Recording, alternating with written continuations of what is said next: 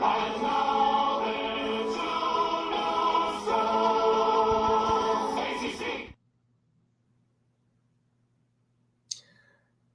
21 years ago, my friends, that commercial aired. And many of us believed that it was going to be another Canes championship.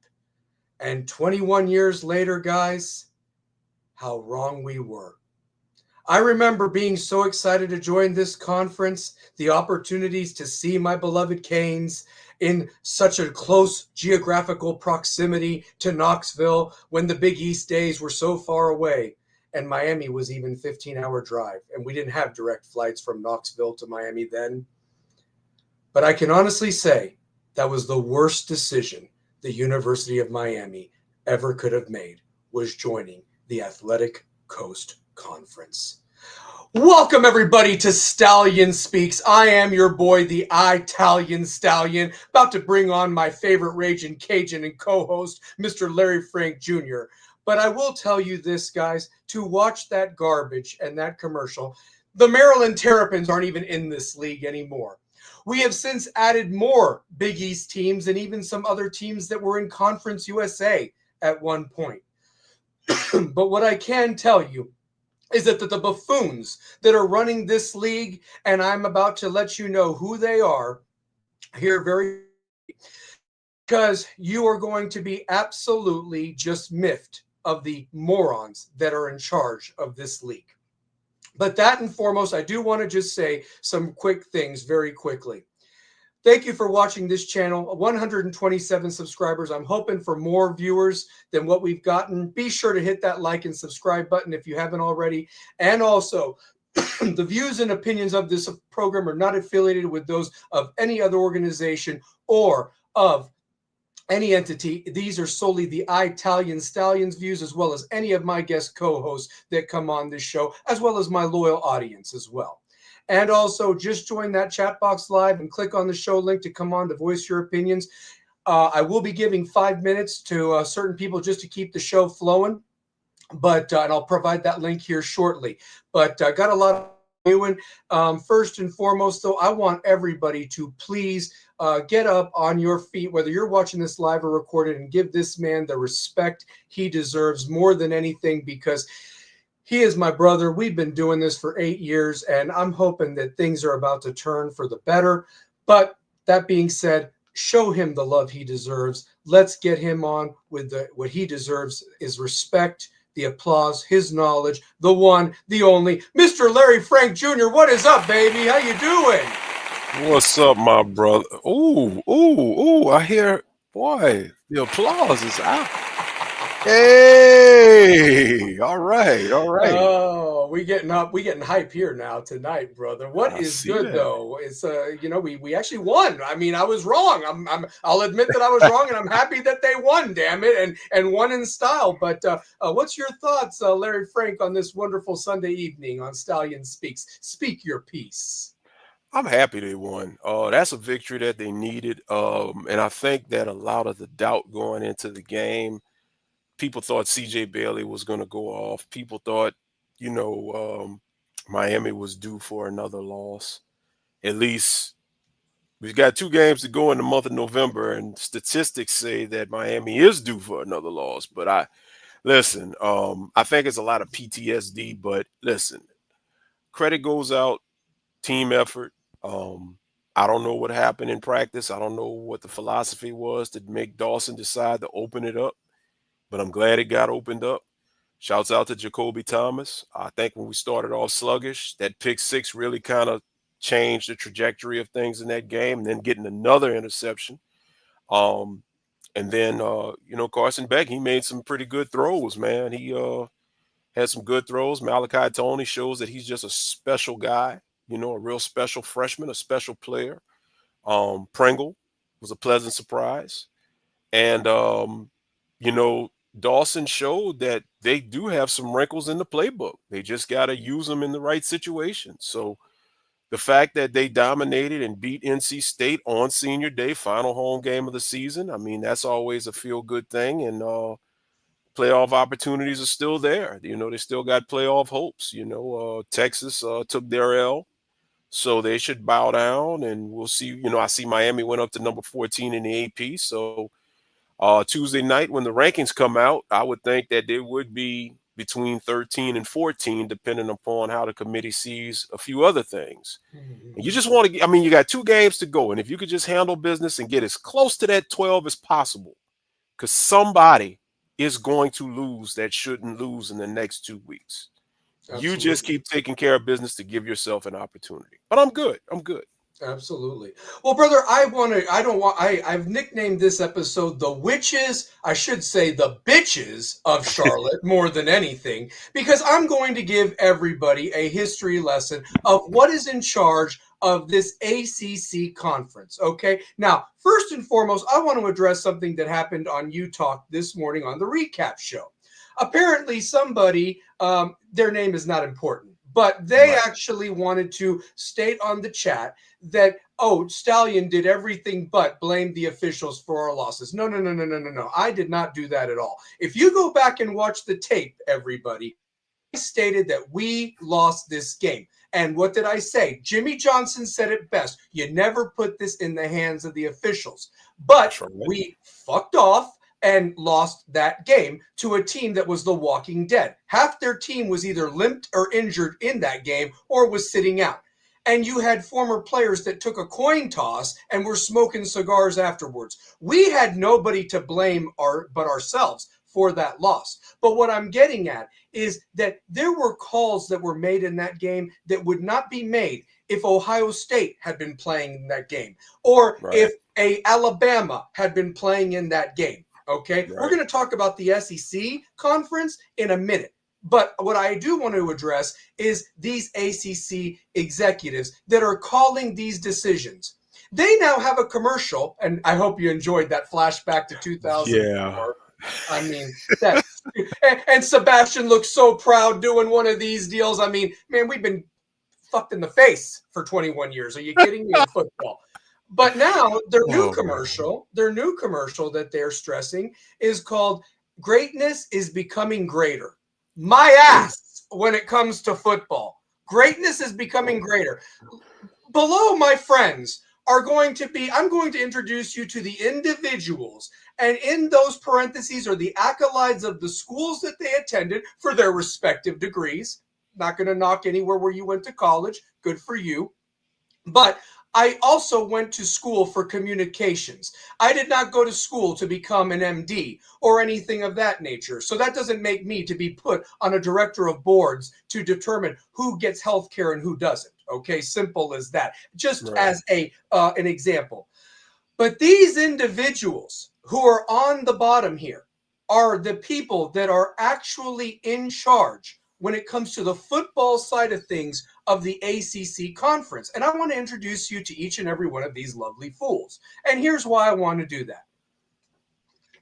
Because I have no problem with how they run the basketball conference.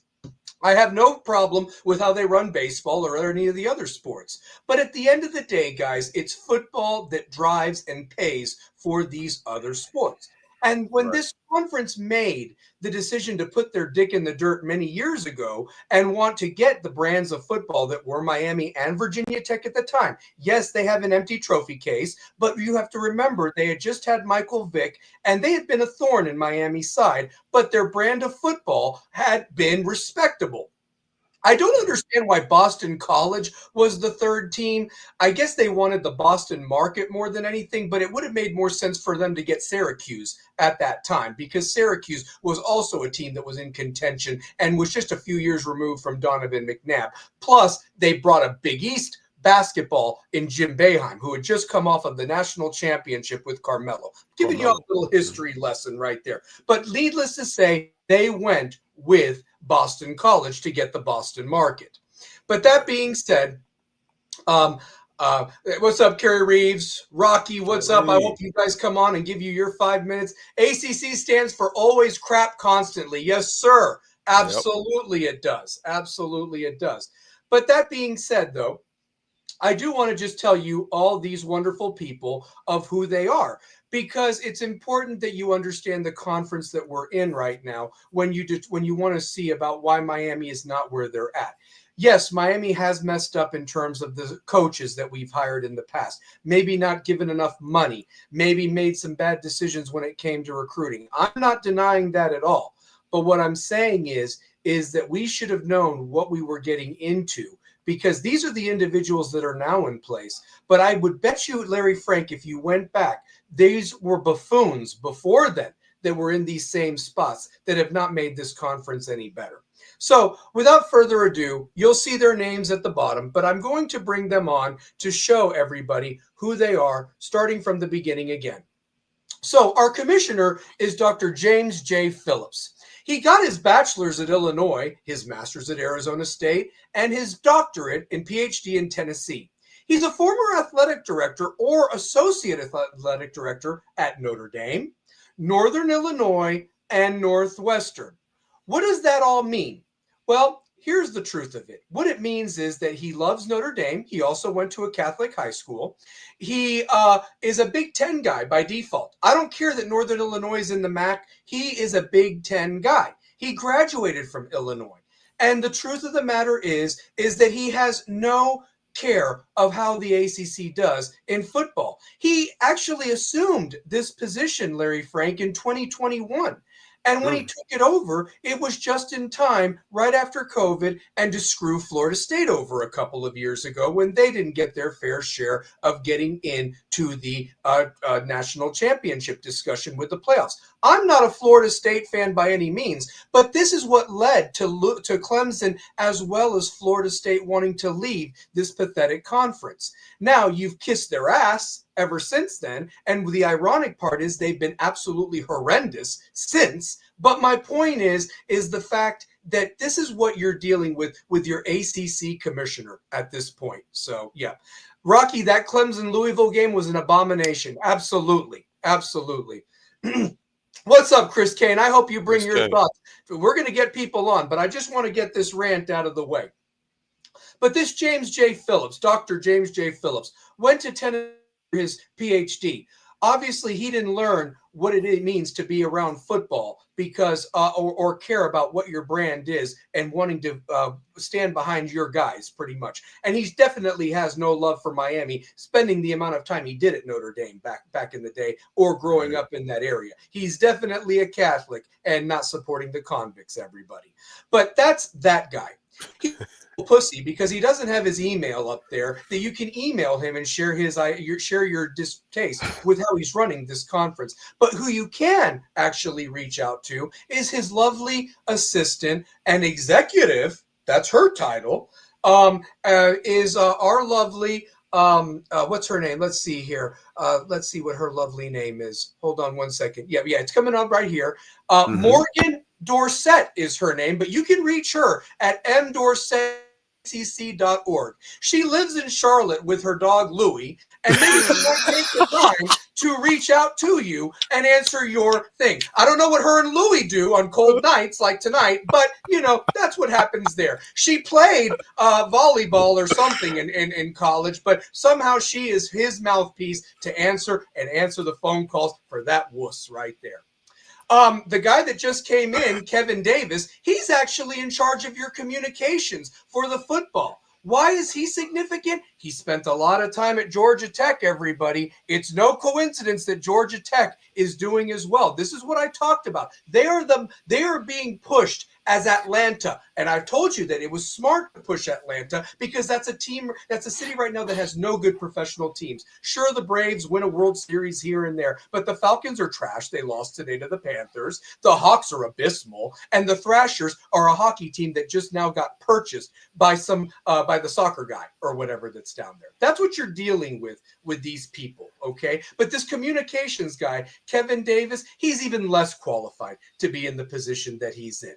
Okay. He also is a graduate of Gardner-Webb University. Now, I'm nothing against small schools. I almost went to one and played football myself. But the fact of the matter is that Gardner-Webb is a small school in North Carolina. And he mostly did all of his work at Coastal Carolina, a baseball school located in South Carolina. But you have this man making the communication decisions for football at schools that I've not even heard of having any success in football. Maybe Gardner-Webb did something in their little league, but this is the big time, people.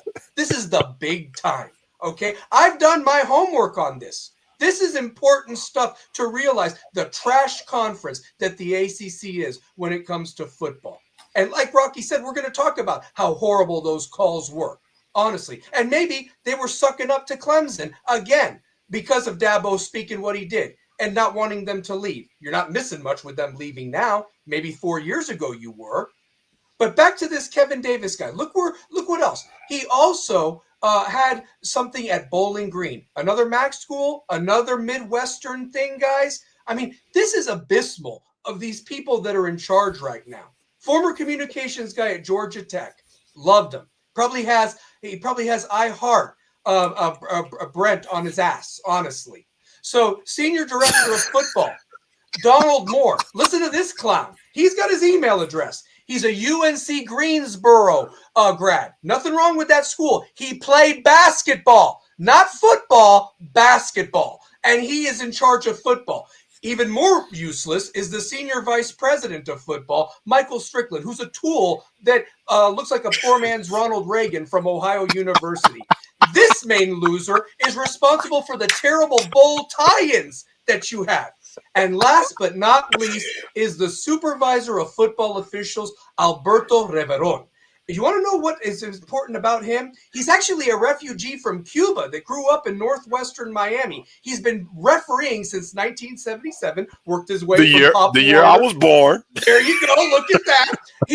He actually started out as a Pop Warner coach, worked his way and actually called independent football games, Larry Frank, for our beloved Canes and Notre Dame when they were independents. These are facts right now. I looked him up. You can't find this on the ACC, but you know where you can find it at? Wikipedia and our lovely AI chat, baby. And I also found out that this motherfucker got promoted to the Conference USA.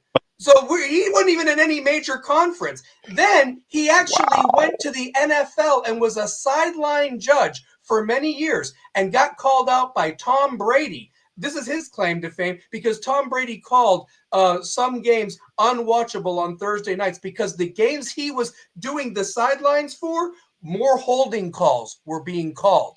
Ironic, isn't it? And in 2021, this son of a bitch got promoted to the head officiating for the ACC. And you know what his job is, Larry? He actually instructs and trains the referees of this conference, by the way. And these are the calls that are made or not made in big-time games. My friends, these are things that you need to know, and why your Italian Stallion wanted you all to know that this is why the University of Miami and any college or university that is serious about football should give this conference the biggest fuck you ever. Go to either the SEC or the Big Ten, 12 at this point, because those conferences know what it takes to want to win. At this point, guys, even if Miami somehow does get to the ACC championship and win, the ACC doesn't deserve to have Miami as their representative. I've never seen so much disrespect to this team. I'm watching a Ruben Bain, an All-American, get fucking held up here yesterday. Okay, I'm seeing calls made in games that I don't see, and I've watched a ton of football this year in other conferences. You want to know why? Because the conferences understand the brands. Now the SEC, they're finding a way to get 6 teams into this fucking playoff, and they're going to get it done. Tennessee fans, I'm sorry to say this, watch out, because let me tell you this, Vanderbilt, they've got a team, and you're going to have to play near flawless football in 2 weeks to get a win against what you call little brother, okay? Tennessee calls Vanderbilt little brother. Make sure they don't beat you, because that might happen. And again, there's a 3-loss Texas team that could beat A&M, and don't think they'll find a way not to try to lobby and get them in, to at least get 5 or 6 teams in. Maybe their brand of football is better, but at the same time, everybody went along with what they suggested last year, that it shouldn't just be limited to a certain amount of teams. They're playing the right way. This conference, if Miami's a day late and $1 short, this conference isn't even in the ballpark of being even in the conversation. But the Right. SEC, the Big Ten, they fucking get it. They fucking get it because they know football is the bread and butter. And guess what else they've done, Larry Frank? They're still putting in multiple teams in the big tournaments, both men's and women's basketball. They still Yes. got competitors in the baseball and softball, respectively, in the spring sports. They are in everything right now. And the ACC needs to make a decision right now and then, or I think that everybody should leave because your TV deals are trash, your bowl tie-ins are garbage, and your refereeing for these major games is absolutely just abysmal. Your thoughts on everything that I brought up, and I'm going to get the chat box caught up. Rant over for today. Well, um, don't piss Stallion off because he will definitely track you down and get all your information, man. Facts. So the fact that you were able to track down and just go back in time, and a lot of these guys that are in charge of the ACC, the tie-ins, they have no tie-ins. They either have no tie-ins to the league or they have tie-ins to rival schools. So there's going to be some biases there to the rival schools. And you really have a bunch of people running this conference that just don't get it. They're getting paid, they're getting all this recognition, and I really believe they're happy that the ACC is thriving off of basketball and baseball and the hell with football, because I'm almost wondering, do these people really just let football fall on the back burner because they know the SEC is the football darling? That's what it seems like to me.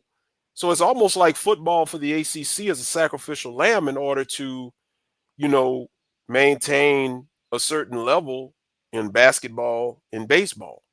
Mm-hmm. So something has to change. And I'm like you. I'm not making excuses for Miami's shortcomings because of the refs. I'm not.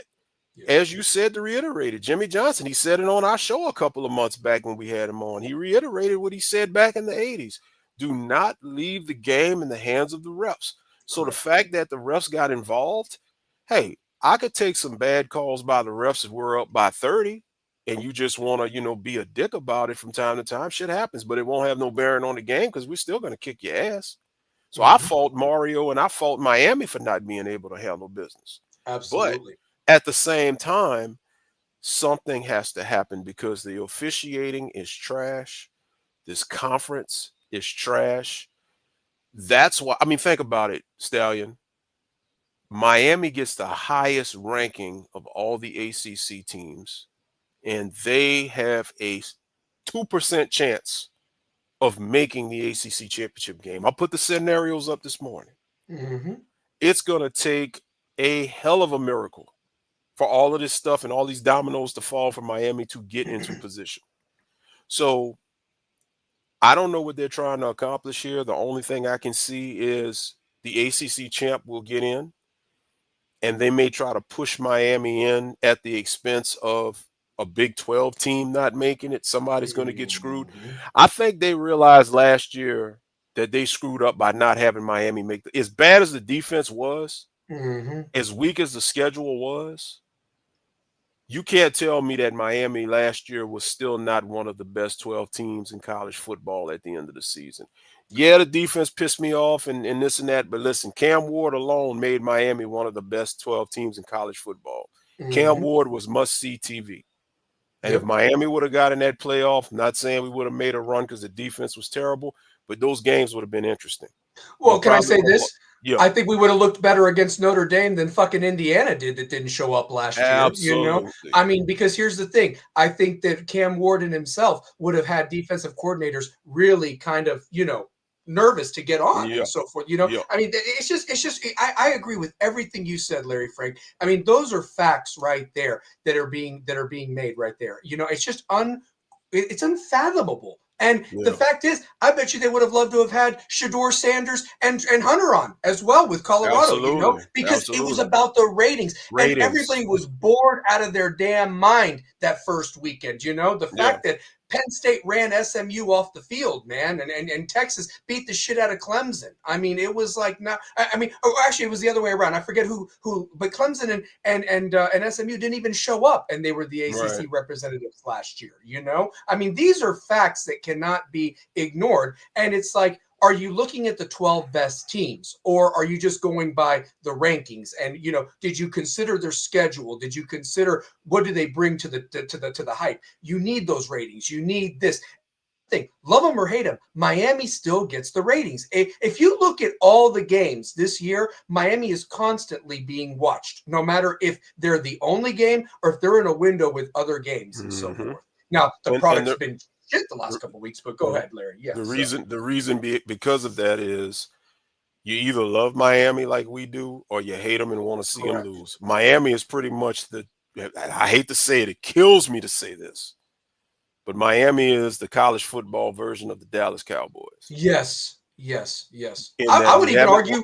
I'd even Mhm. argue Howard Stern back in the day. Remember, people would only tune in because they either liked him or they hated him, and they wanted to Yes. see what he would say next. They Yes. wanted to know what we would do next. So you're Right. absolutely right, man. Absolutely. Yeah. So yeah. Yeah. And I mean, just like in the NFL, the Cowboys, you either love them or hate them. The Cowboys are must see TV for ratings because Cowboy fans are either going to want to see them win, or everybody else like myself that's Cowboy haters is going to want to see them lose. Mm-hmm. And Yep. that's how it is with Miami. And I think they're trying to right their wrongs from last year by not putting Miami in and even, the initial rankings that came out at 18.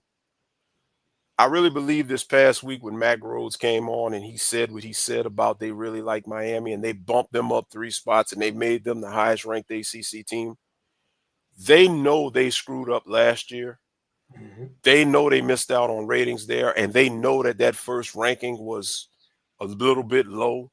Mm-hmm. They know that Miami and Notre Dame head to head, Miami beat them straight up. I don't care, what happened since. If your argument for the playoffs and the playoff committee is you're looking at head to head matchups when applicable, well, Miami beat Notre Dame in a head to head matchup. So guess what? You kept Notre Dame ranked. Well, not football committee, but the AP kept Notre Dame ranked at 0-2 just to keep them at bay, to have them with an opportunity that once the playoff rankings hit, they can start working them up the ladder to get Mm-hmm. them back in the mix, because they are also like these SEC teams, like these 3 Big Ten teams. They are one of the college football darlings that has to get in. And the only way they don't get in is a massive implosion, of which they did not have.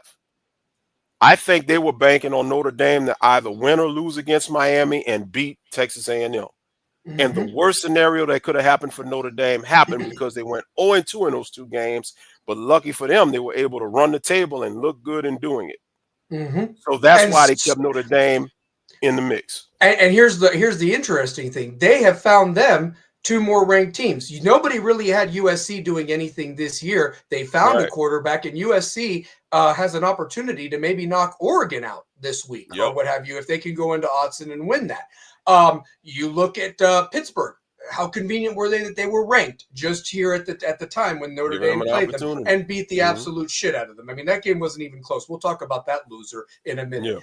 Yeah. Then let's talk about Navy. Now their win over Navy looks even better because Navy beat USF. And right now, it's a tie between Navy and James Madison as the group of 5 representative that has to get Right. in there. And I'm not going to be mean when I say this, Larry. There's not one group of 5 school that deserves the bid this year. I'm sorry. I No, don't think so.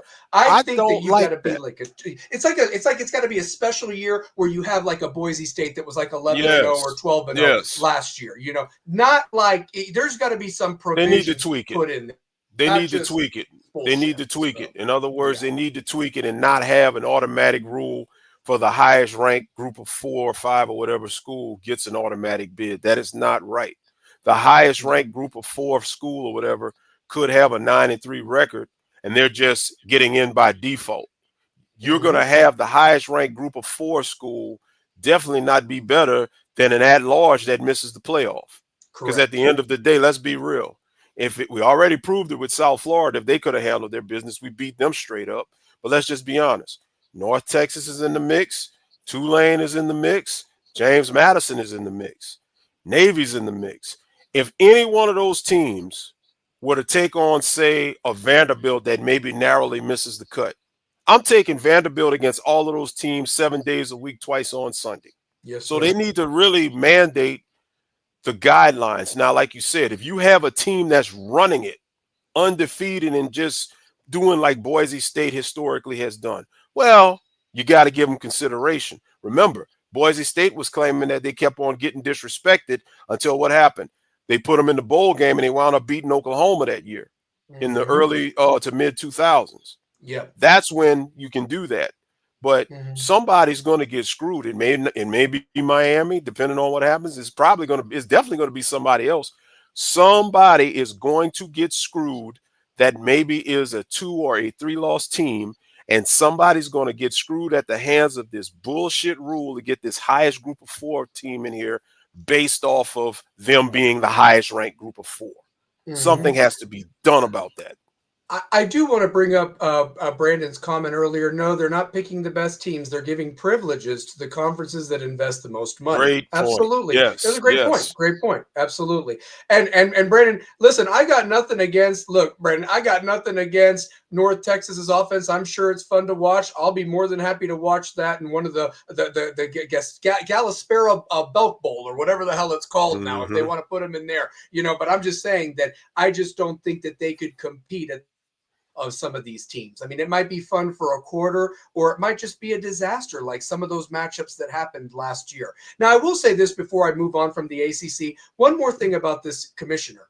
Do you know that he is the guy most responsible for getting Stanford, Cal, and SMU in here? And I've never seen a team like SMU get so much love in the schedule department as well. I mean, it's like, what are you doing here? I mean, and credit to SMU, man, and Rat, they've taken advantage of it. But even their basketball, they did everything they could to try to get them in as the representative. They just faltered at the end or so forth. Might be a contender this year. But I'm just saying, I just am just shocked of how much love SMU has gotten from the officials, from the conference, and realistically, that I don't know. I'm trying to still figure that one out. And I know Stanford and Cal had nowhere else to go. They were kind of left out. We took them. They've done nothing in Right. any of the sports that they've been brought in for. But at the same time, if anything, it's just been West Coast trips or what have you. And some of our guys have gotten, some teams have lost inexplicably. And I'm hoping that might happen if SMU does lose to Cal, and we need that to happen to help our Canes, in all the mixes that the scenarios that are coming up. Right. Chris Kane, if you're still backstage, if you want to come on, brother, unmute yourself and I will bring you on so you can have a few minutes to rant and talk. Without further ado, Chris Kane, welcome to the show. Welcome to Stallion Speaks. My brother, speak your piece. What's going on, y'all? What's going on, Larry Frank? What's going on, What's good? Stallion? What's What's good? up? What's What's good? What's going good, on? brother? Sunday night. Happy Sunday to you, brother. Yes, it is. Yes, it is. Um, Basically, there's nothing really much more that I can say except for what is the obvious. We all know what this is, and we all know that it's always us against everybody. We always know that. And yes, we are going to hold everybody accountable for the shit that they do and the shit that they don't do because we're fans. This is what we do. This is how we do this. We're not going to sit here and just let you just get away with everything like that and then think that we're not going to say anything. We're going to speak our minds. The real ones are. As a matter of fact, we're not going to sugarcoat anything just to make it politically correct.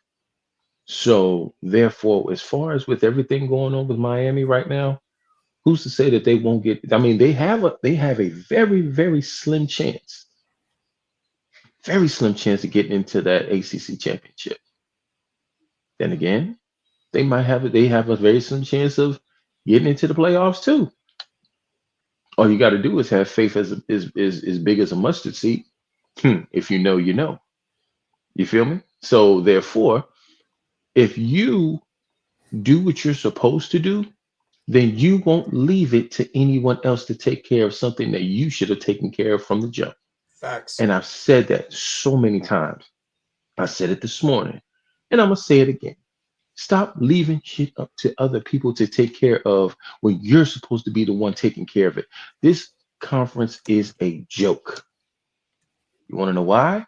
Because you have a team that's out here that's going to remain nameless, that's up there in Leon County, that basically goes ahead and just brags about conference championships. Whoop de doo. Hmm. Whoop de doo. Where has that gotten us at? I don't care if Nowhere. we never win the conference. I don't care if we never win our conference. They won the ACC conference. Where did they get them? They got their ass whooped Hmm. by Georgia in Orange Bowl. That's what they got. Yep. So that ACC championship that you want to hold on to, it's a laughing stock because that was your prize. And then the ACC championship game was a complete asinine joke. Did y'all see that? It's 16-9. That's what it was. Hmm. Whoop de doo. That wasn't no real game, man. As far as with Miami and the things that we have to take care of, we have to take care of the things that we can take care of. Winning takes care of everything. Stop worrying about everything else and just win. Because winning cures it all. We take care of SMU, we're in. We take care of Louisville, we're in. Why are we sitting here worrying about what the and you're right, you don't leave it up to the refs because the refs are gonna screw you Hmm. every single chance that you get. So Yep. why even put yourself in that position? Why even entertain that crap? Because you already know what it is. When it comes to us and it comes to our officiating for our team, for us, we already know that we're down 7-0 before any ball is kicked off. We know that. So why are we playing like we don't know this stuff already? Hmm. Go in there, handle your business, take care of playing in football games, and go from there and get the dub. Don't leave. If you are supposed to blow out a team, blow out the team. Mario, understand something. Everybody is not a white collar good guy like yourself, sir. Hmm. Okay, get that through your head because everybody wants to get rid of the Cuban Jesus. Okay, I'm just letting you know. Yep. You're not the end all be all. You're a hell of a recruiter, and you got to understand something. You got coaches that actually hate you because of the type of recruiting that you do. You may not get everybody, but you get the ones that they want, and they're going to hold that vengeance against you. You have certain players that are going to hold a vengeance against you that had circled on your calendar. Prime example, CJ Bailey. Hmm. Oh yeah, he wasn't good enough to play at Miami or whatever the case is, but he made sure that he circled that date on that calendar. It didn't do him any good, but it's just a simple fact of the formality. You see what I'm saying? Yep. Stop make it make sense, Mario. Stop playing so scared. Stop playing so protective to not lose and just win. You Hmm. came from this tree. Why are you acting? Why are you so afraid of doing what you've learned? Hmm. Yep. Okay, is it because it's not in you? Is it not in you? Or something like that? Do we have to get somebody else? Do we need another Jimmy Johnson? Do we need a Dennis Erickson? Can we find another Howard Schnellenberger? Can we find another Godfather? Can we find another Bush Davis? Because the only other Bush Davis I see someone like that is Lane Kiffin. But that's a Hmm. whole nother story for a whole nother day because he don't give a damn. Lane Hmm. don't give a damn. The only Yep. thing I'm concerned about is with Lane is that if he'll become the highest bidder and he'll go somewhere else And without a I'm even shadow of a doubt. and I'm even hearing Chris that if the rumors are true that Sark goes to the NFL, Texas is going to pay big money to get Lane to go there to Texas, and if he goes there, watch out, college football. I mean that. I really mean that because then he'll have easy recruiting, a pipeline there in Texas. He can get whoever he wants from Louisiana or Florida or California, respectively, and he'll mop up, and he can even hit that transfer portal if there's people that maybe aren't or what he's looking for. And he's kind of a quarterback whisperer too. I do have a question for you, Chris Kane. Yes, sir. So Miami wins. I'm glad you mentioned the CJ Bailey because yesterday I predicted this as an L, and I went on and I said, hey, I'm glad they proved me wrong. But You here's the did. thing: You how did. many other times that this would be the one from the 9 out of 10 where people had us circled and made us pay. That maybe we're former people that we got passed over. Bunch of guys on Mm-hmm. Louisville showed out a few weeks ago. SMU Mm-hmm. showed out. But my thing is Mm-hmm. this: we win 41-7 on senior day. So here's my two big questions in the chat box. Any other buddy that wants to come on, I've got the link there in the chat box. I'll share it again. But here's my question. Where was this team the last few weeks? And also, have you seen a more depressing post-game conference by a winning coach than there was with Mario these last 2 weeks? It's like, motherfucker, you should be happy that you've won, okay? I mean, it's the same stoic bullshit. He reminds me of that coach from that movie Mr. Baseball with Tom Selleck many years ago, if anybody's never seen that. And yes, I have my movie references. But yeah, go watch that movie. And that coach is so stoic, and he's so angry, and he's like, we always lose to the Tokyo Giants or whatever. And I'm like, it's like, motherfucker, and Tom Selleck's trying to have fun out there and trying to get the team to have fun. Yesterday was the first time I've seen our guys have fun, Chris, since the third quarter of the Florida State game. That was in September, like early October. We're almost at the end of November, and we've had games since then. So I ask you, what changed yesterday, Chris? And can we see this going forward for these next 2 fucking games? Is what I'm getting. Well, to be honest with you, though, Stallion, I don't think we have much of a choice. Mario knows he don't get into this playoff. He already got a strike against him anyway, because he thinks that just because you got that buyout, you think that, for one thing, if a coach wants you out, they're going to get you out. Mm-hmm. If they want you gone, if the brass wants you out, they're going to get you out. You forget what type of boosters we have. You forget the type of money that's in Miami. You forget we're up there with Texas. We may not have as much as Texas, but we're up there with Texas. Let's just keep it real. Let's keep it real now. Let's call a spade. Mario, what have you done since you've been here? I will admit, every year that you've gotten here, you have made this the AC. You have made this record better every year that you've done it. I will say that, and I will give you that credit. Okay, because there was a time where we haven't beaten an SEC team in 10 years. 10 years. You came in, you lost the first game to Texas A&M, but then you won against Florida, and you won back to back. That has not happened in a long time. And I bet you, for one thing, I bet you Florida won't keep our ass on the schedule no damn more.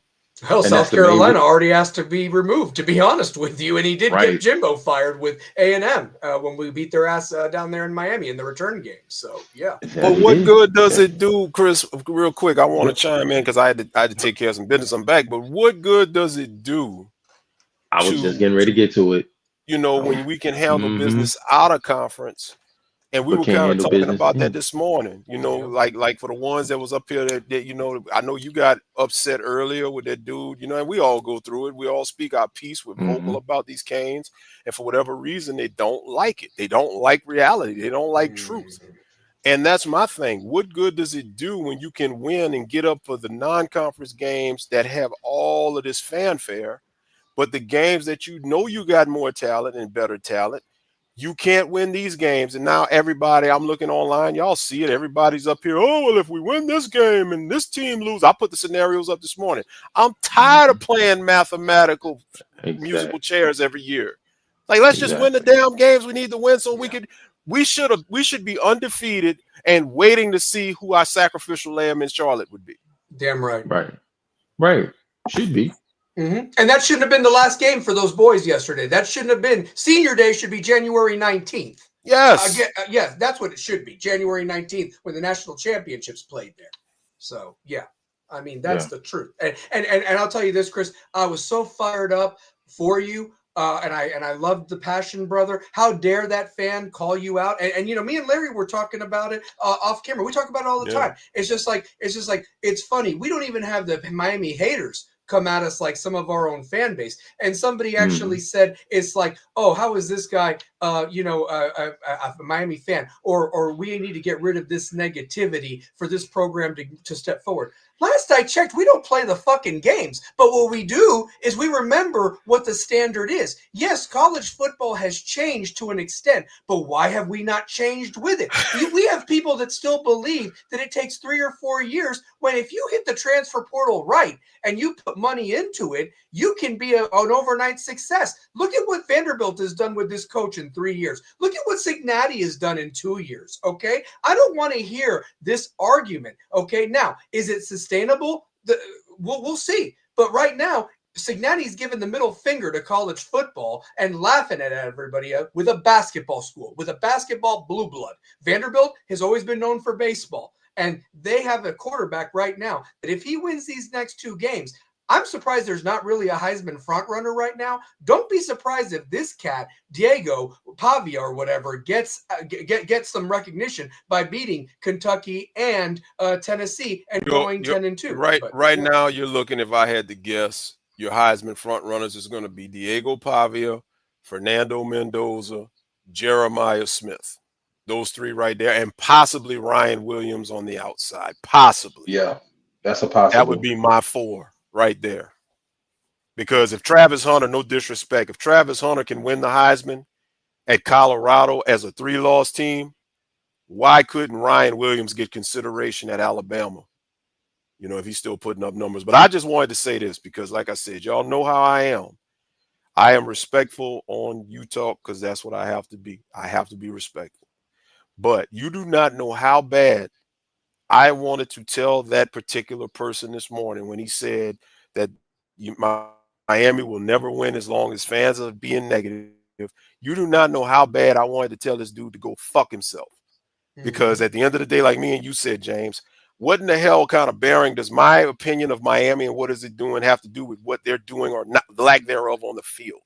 Right. Bottom line, how I feel about the coaching situation has no bearing on if you win or lose a game. Right. So that's just like all the tailgate mafia. Those motherfuckers, they get on my nerves because you can show up and show out to cook brisket and shit in the parking lot. And then when Miami's winning, you're going in the game. But when Miami ain't shit, you're out there tailgating and then you leave. So at the end of the day, fuck him and fuck everybody else that feels that way. I'm sorry. I'm just letting it fly. I can't help it. No, this is what this show's all about. You got to speak your piece, honestly. And again, why should we lower our standards like Chris said this morning? You know, he's been a fan for forever. I've been a fan for forever, you know, and there's been it's like, you know, I just keep hoping that if we had the passion, like that's what I've argued. There's been some nice players that have come through here and have made some NFL careers and made some money in the NFL. But what I'm getting at is, where is the passion and the heart for the guys that really bleed that orange and green? Because if they brought it with some of the intensity that some of us negative fans do, man, they are smearing their dick across the face of some of these ACC teams. Are you kidding me? Please, man. Please. Don't even get that with me, okay? Don't ever I mean that is the most weakest argument I have ever heard, and so forth. And I'm a bad fan. Kiss my ass, you know. I'm right now even debating whether I should drive up the 3 hours to Blacksburg on Saturday for that noon kickoff because I can get a ticket for $7. You know that, honestly. And it's just like, and here's the only reason I don't want to make the drive, because what if I'm the damn jinx and I have to listen to the hokey pokey and they somehow find a fucking way to salvage their year by beating damn Miami? That would be such a Virginia Tech thing to fucking do. And I probably am going to go. Yeah, I would go. I would go because for $7. Yeah, I'm going to probably go. $7. You can't miss that. And the thing about it is, you know, you're not to blame whether or not Miami wins or loses. It's whatever, however they decide to approach the game and however the game is called is going to determine that. But at the end of the day, when it's all said and done, I'm just tired of this fan base being divided. And kudos to AO for calling it like it was this morning. I mean, he was brilliant. When AO said that we have infighting and division within the Miami fan base, and we're the only ones that it's either we're going against each other or we're with each other, and no other fan base attacks us. Florida State fans don't attack us like our other fellow Canes fans do. They don't do it. It's like, if you have an opinion that's not with the norm, it's a problem. And, you know, if it's not a gentrified opinion, it ain't going to work. Yes, it ain't going to work. And at the end of the day, guess what? The eyes don't lie. Just like, look, when I put the stat up this morning, when I talked the stat, I talked to when they brought up Lane Kiffin. And I told them, well, Lane Kiffin has a higher winning percentage. He's won more games and he's lost less than Mario. Look at the guy in the chat that said, why you keep on counting FIU? Well, God damn it, he coached it, didn't he? Yeah. You want to use Lane's pass against him, so why we can't use Mario? Like, they want to knock off FIU and just count Oregon and Miami. Fuck you, Larry, kiss my ass. Larry, you were so busy trying to keep up with the chat. There was an individual that actually had the balls to put a post on that chat. And I don't even know if he was trolling or not. And if he's one of the tailgate mafia like you were talking about, then that explains so much. But this is an individual that actually had the balls to say, well, Mario's getting better as a game day coach. He's been coaching for 18 fucking years at different levels. I mean, what are we talking about here? That he Yeah. needs more experience on the game day? I mean, my Hmm. goodness, I've seen coordinators that either got it or they don't. Okay, right. and there's nothing wrong with that. But like Chris said, he can fucking recruit, and he does piss off some of these coaches. He does, because he's a conversation there. I mean, listen, what's his name? Day over there at Ohio State. He was struggling like crazy because Jeremiah really was thinking about going to Miami, and He then they had to was do until the something. last And then he's so dramatic at that press conference. I mean, it was like, what was that? What was that? You know, I was embarrassed for Soap that man opera. that he did that, man. Honestly, you Soap know, opera. like, I mean, come Yeah. on, dude. So Hmm.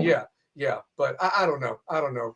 Chris, I got to get some other people on, but you got anything else about the game or prediction for next week or these last two for the Canes, brother? Well, I just say that, for those that feel that 10-2 is the norm, is okay, and that's the ceiling. I'm here to tell you that it might look good, it might sound good, but at the end of the day, 10-2 and 7-5 are the same thing, because if you're not going anywhere, then what are you doing? Amen. Go to the Pop Okay. Tarts Bowl. Yeah, Amen. and I'm gonna tell you something, and I said it before, and I'm gonna say it again. That daggone Pop Tart bowl, that damn thing scarred me so bad I haven't eaten a Pop Tart since. I don't even go down the aisle, brother. Preach. I don't even go Preach. down the aisle. I don't go down nothing, because for them to have the nerve and the audacity to put us in a damn Pop Tart bowl, Mm. to put us in a Pop Tart bowl, really? Yeah. Mhm. And they And we even could have been popped in the Pop-Tarts. plate, That whole thing was a right? clown show. But you know So, what yeah. though? The thing about it is, who put us there? They Ourselves. didn't. They Exactly. did. So when we Ourselves. want to sit here and we want to blame everybody, we want to blame the refs, we want to blame this person, we want to blame that person. How about we blame the one that's in the mirror? How about we That's right. blame the coaches? How about the coaches look in the mirror and find out what's going on? That's why Mario said what he said. But I'm gonna tell you one thing: he better not have his Cuban ass back on another damn show talking about a woulda, coulda, shoulda, because somebody gonna chop block the shit out of his ass. Mm-hmm. Somebody need to chop Facts. block his ass and cuss him straight out and let him know exactly what it is. For the next two games, and I'm gonna get ready to get out of here. For the next two games, we got Virginia Tech. We need to blow them out. Florida State beat their asses last night. Mm-hmm. Yep. Beat their ass last Yep. night. Destroyed them by 3 touchdowns. If we do not beat their ass by 3 or more touchdowns, it is a problem. Mm-hmm. I don't give a damn how cold it is. I don't give a damn the time of day it is. If Mm-hmm. we do not beat their asses and skin that nutless turkey, it's going to be a problem. Mm-hmm. As far as Pitt goes, Pitt plays us tough. Notre Dame shown that. They Mm-hmm. destroyed Pitt. Do not let that, what was it, 37-15? Do not let Yep. that last minute garbage touchdown fool you. They It owned was them. 37-8. Yep. Right. Yep. Yep. Yep. Yep. And look how Okay. Pitt got that ranking. Pitt beat up on trash ACC programs the last few weeks, but when they've played Oh no. somebody with a pulse, they've gotten their ass handed to them. West Virginia, who's not even a good Big 12 team, beat their dick in Let me Rodriguez's tell you, first year back. Go ahead. and I'm gonna tell you like this.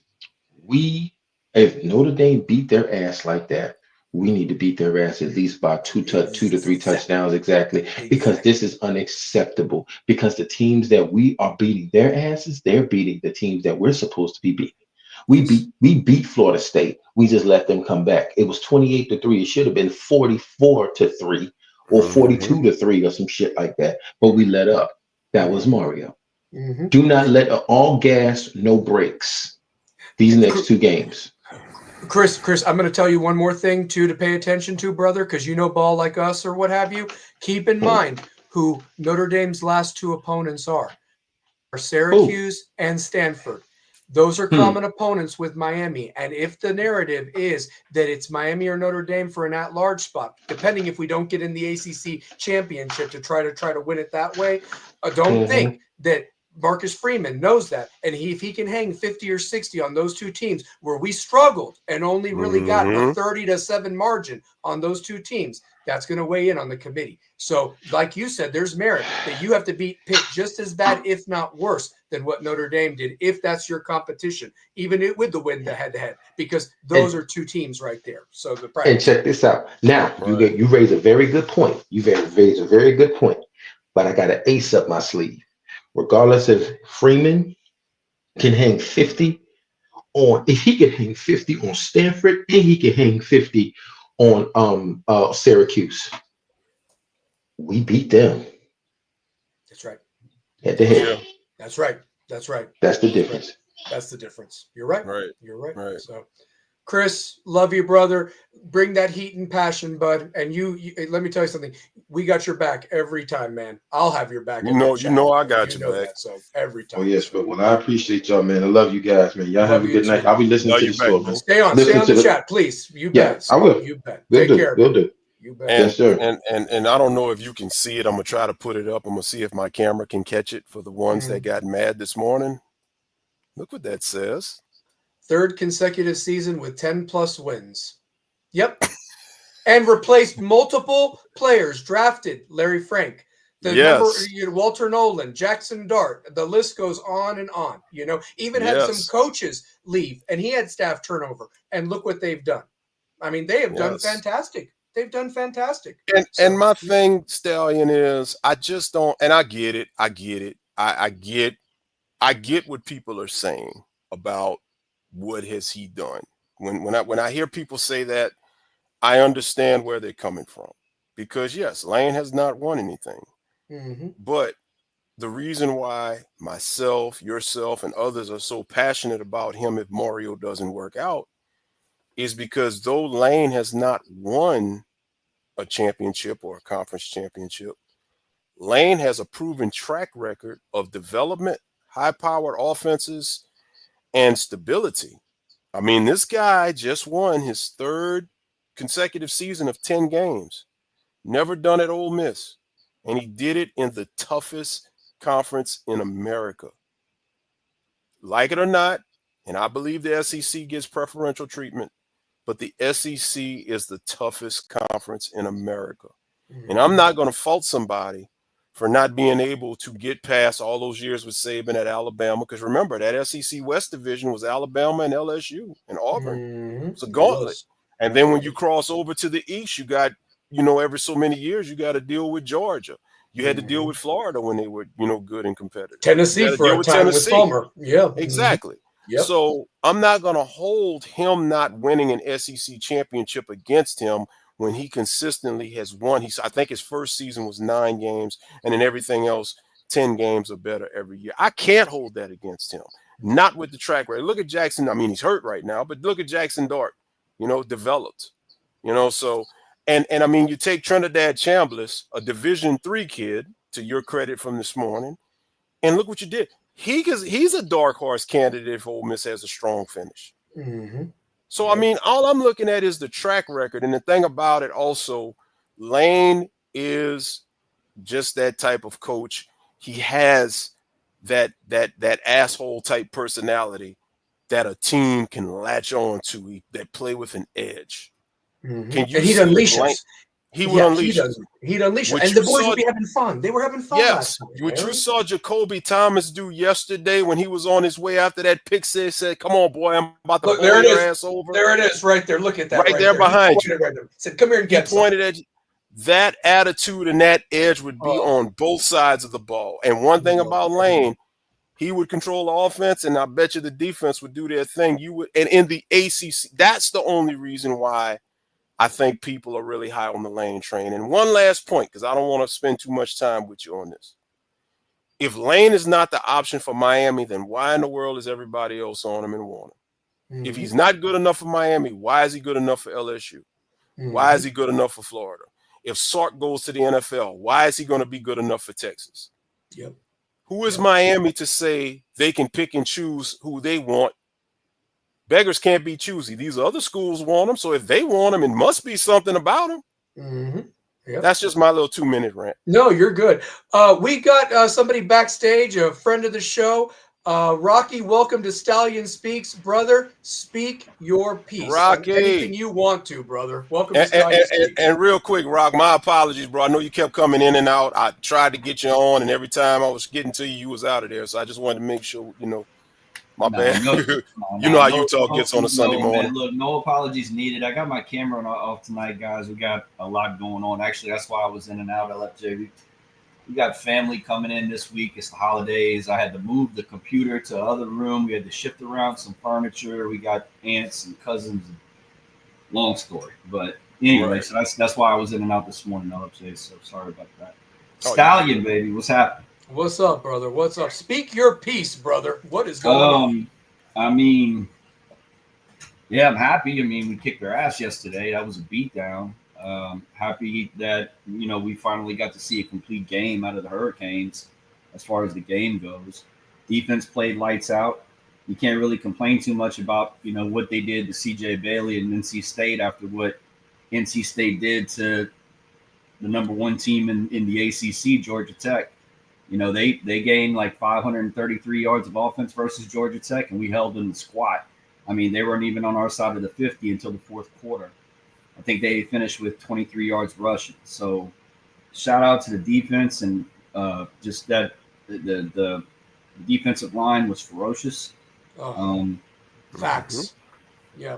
Did anybody miss David Blay? Sorry to interrupt, but God, why's Justin Scott not been playing all this time? He's a 5-star for a reason. He was kicking ass yesterday. Go ahead. And that was actually what I was getting ready to lead into. I think the fact that one of the other points I wanted to make was I think we saw what depth we actually have now that Mario allowed some people to play finally, and I'm still dumbfounded as to why we got to wait this long to see guys like Pringle and guys like Justin Scott and others, perform.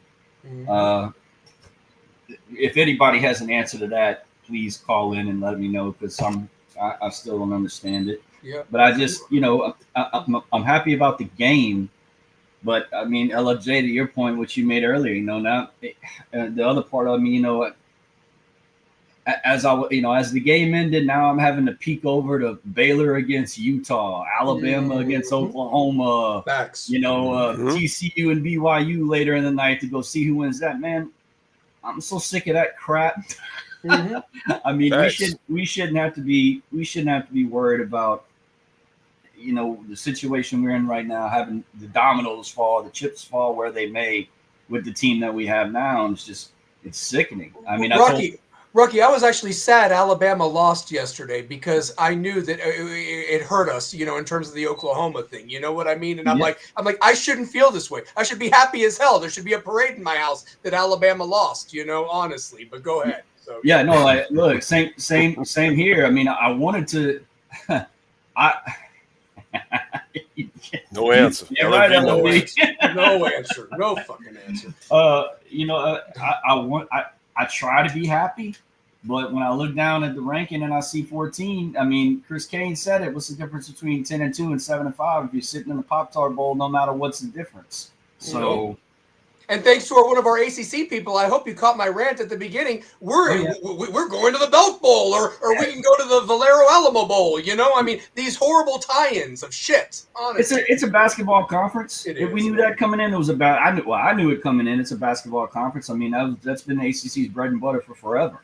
Yep. Tobacco Road and all that crap. I mean, they don't put as much emphasis at stupid, because you're right, because football pays the bills. You know what I feel like is going to happen real quick?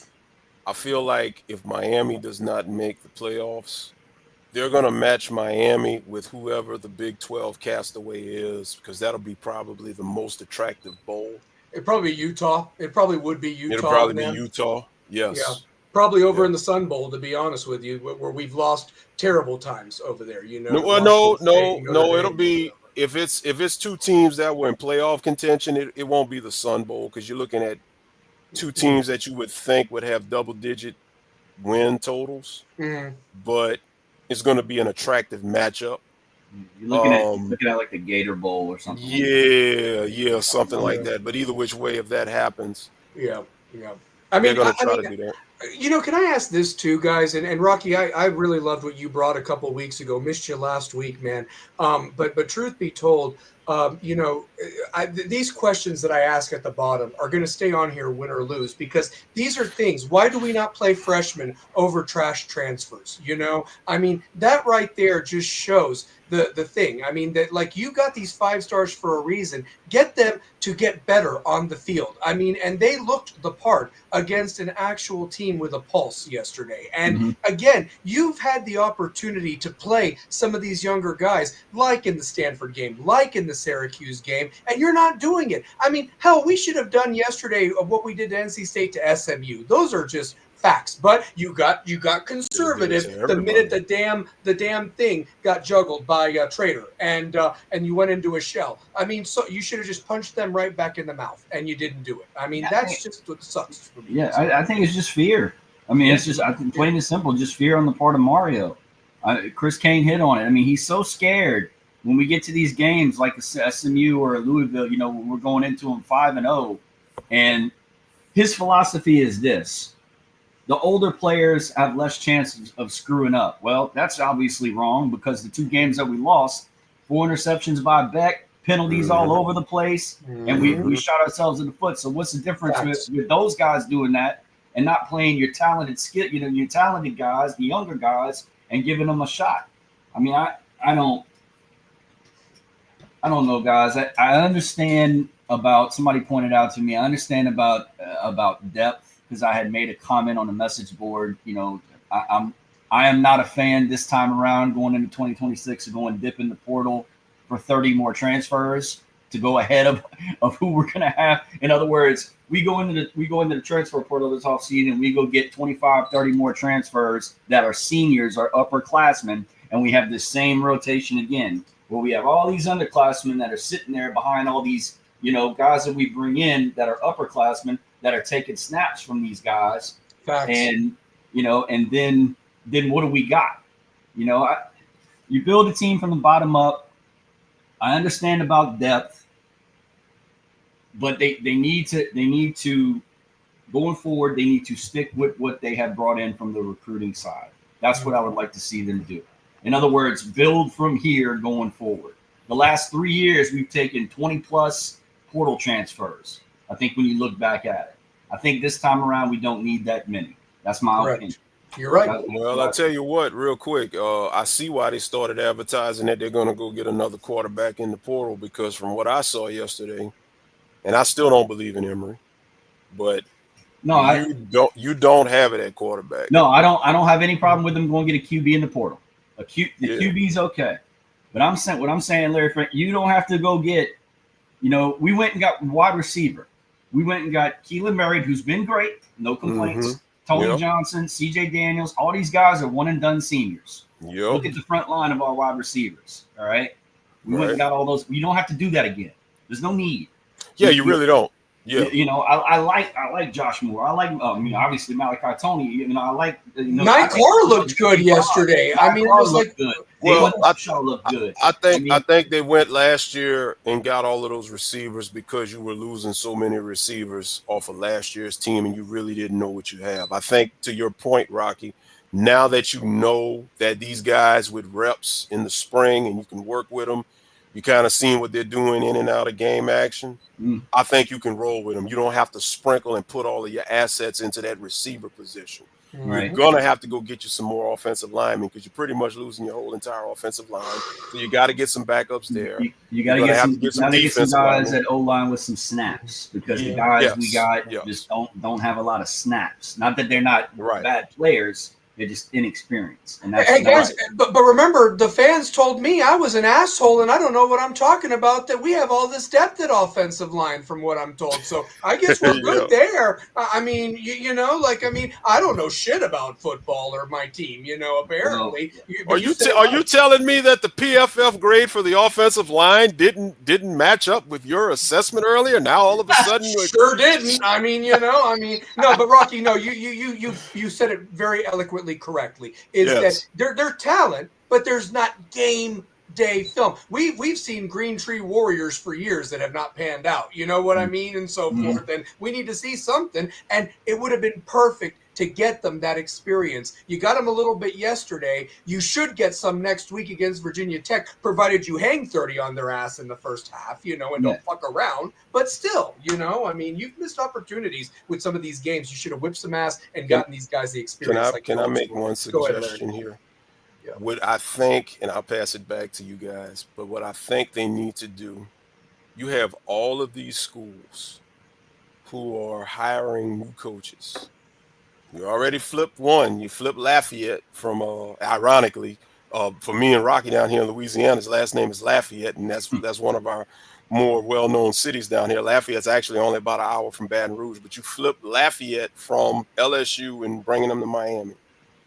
When you look at LSU, Florida, potentially Texas, Penn State, man, get some of these guys on your radar that you're going to need at certain positions and start getting your game plan together, go after them.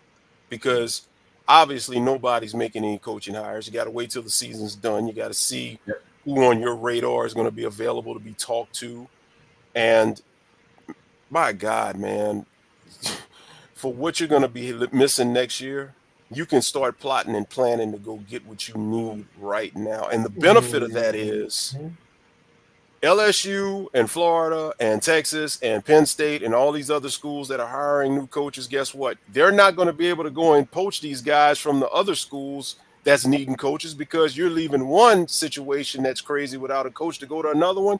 No, you get an opportunity. You're established in the ACC. Florida State might be next on the list, because the irony with Florida State is we still don't know what's going to happen with Norvell, provided how they finish. So when it's all said and done, the opportunity is there.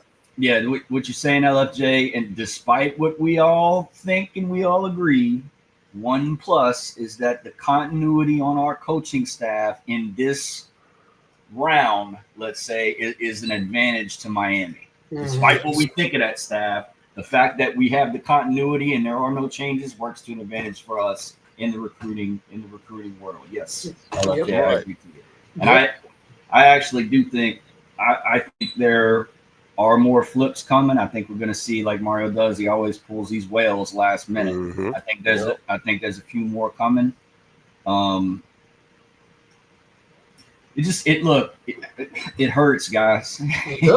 I think we are going to be the team. And I hate saying this, but I think we're going to be the team holding the banana at the end of the year. I believe we're going to go 10-2, and we're going to be on the outside looking at that number 13, 14. That's what I think. I'm Rocky, did you hear what I said this morning? I don't know if you were in the chat. What I said on Larry's show this morning. I said this could be the loss to SMU may rank up there as badly as the loss to Pitt the day after Thanksgiving with the turnover chain and all that momentum we had, and also the loss to Washington that Butch Davis unfortunately just had something against Clinton Portis, and he had to start James Jackson. If he starts Clinton Portis that game, maybe Dorsey doesn't have the bad first half or whatever, and you're not playing from behind in that second half, honestly. And you don't have to worry about the fucking computers or whatever. It's like we have to handle our business. And I just think that SMU loss is going to be absolutely detrimental. And I agree with you that we go 10-2 and we're going to be the bridesmaid, not the bride. Especially if that SMU loss, if they finish their business and get back to Charlotte, and this time winning, because here's the thing. You ain't got to worry about Clemson no more. You ain't got to worry about Florida State. That's the thing I think that hurts me the most about this situation. The big dogs of the ACC historically are no longer the big dogs. And Miami, guess what? The big dogs then left and took off. And you still can't take over because you got these other little bitches taking over the goddamn yard. The fact that Duke still has a mathematical chance by beating North Carolina and Wake Forest after they got their asses handed to them by Vagina yesterday is unbelievable. They're a 5-5 team. They're a 5-5 team. They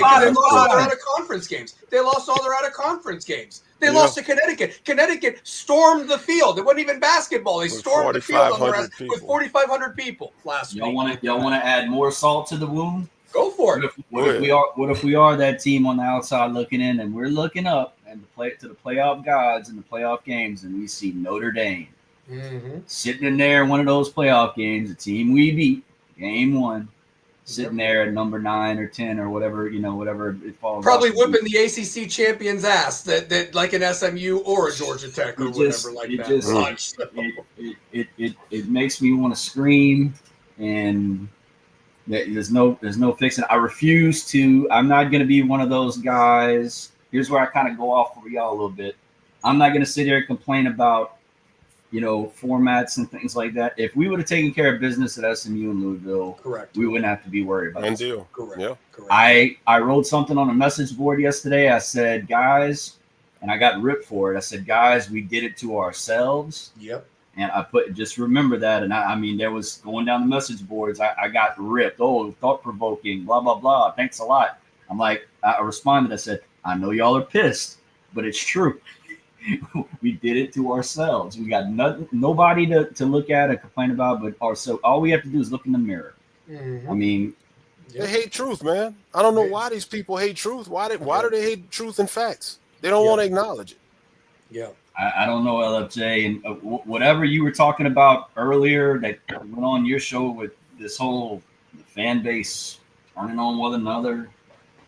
People got too much time on their hands. They do. Yeah, they do. In my opinion. Rocky, I don't know if you can see on the bottom or what have you, but I have the trash games that we have to pay attention to next week, God. By the way. Provided we take care of business at noon and our game is on there. But these are the big Week 13 matchups if you care. You got Missouri with a backup quarterback going to Oklahoma for the noon game. That's ABC. We're, of course, the noon game on ESPN. Louisville at SMU, ironically, is going to be at the same time, but they're on the deuce at noon. You got Kentucky at Vanderbilt at 3:30 because Vanderbilt is in front of us. You got USC at Oregon at 3:30 on CBS. Hey, good job, CBS. You got a big game for a change and not the Big Ten Network.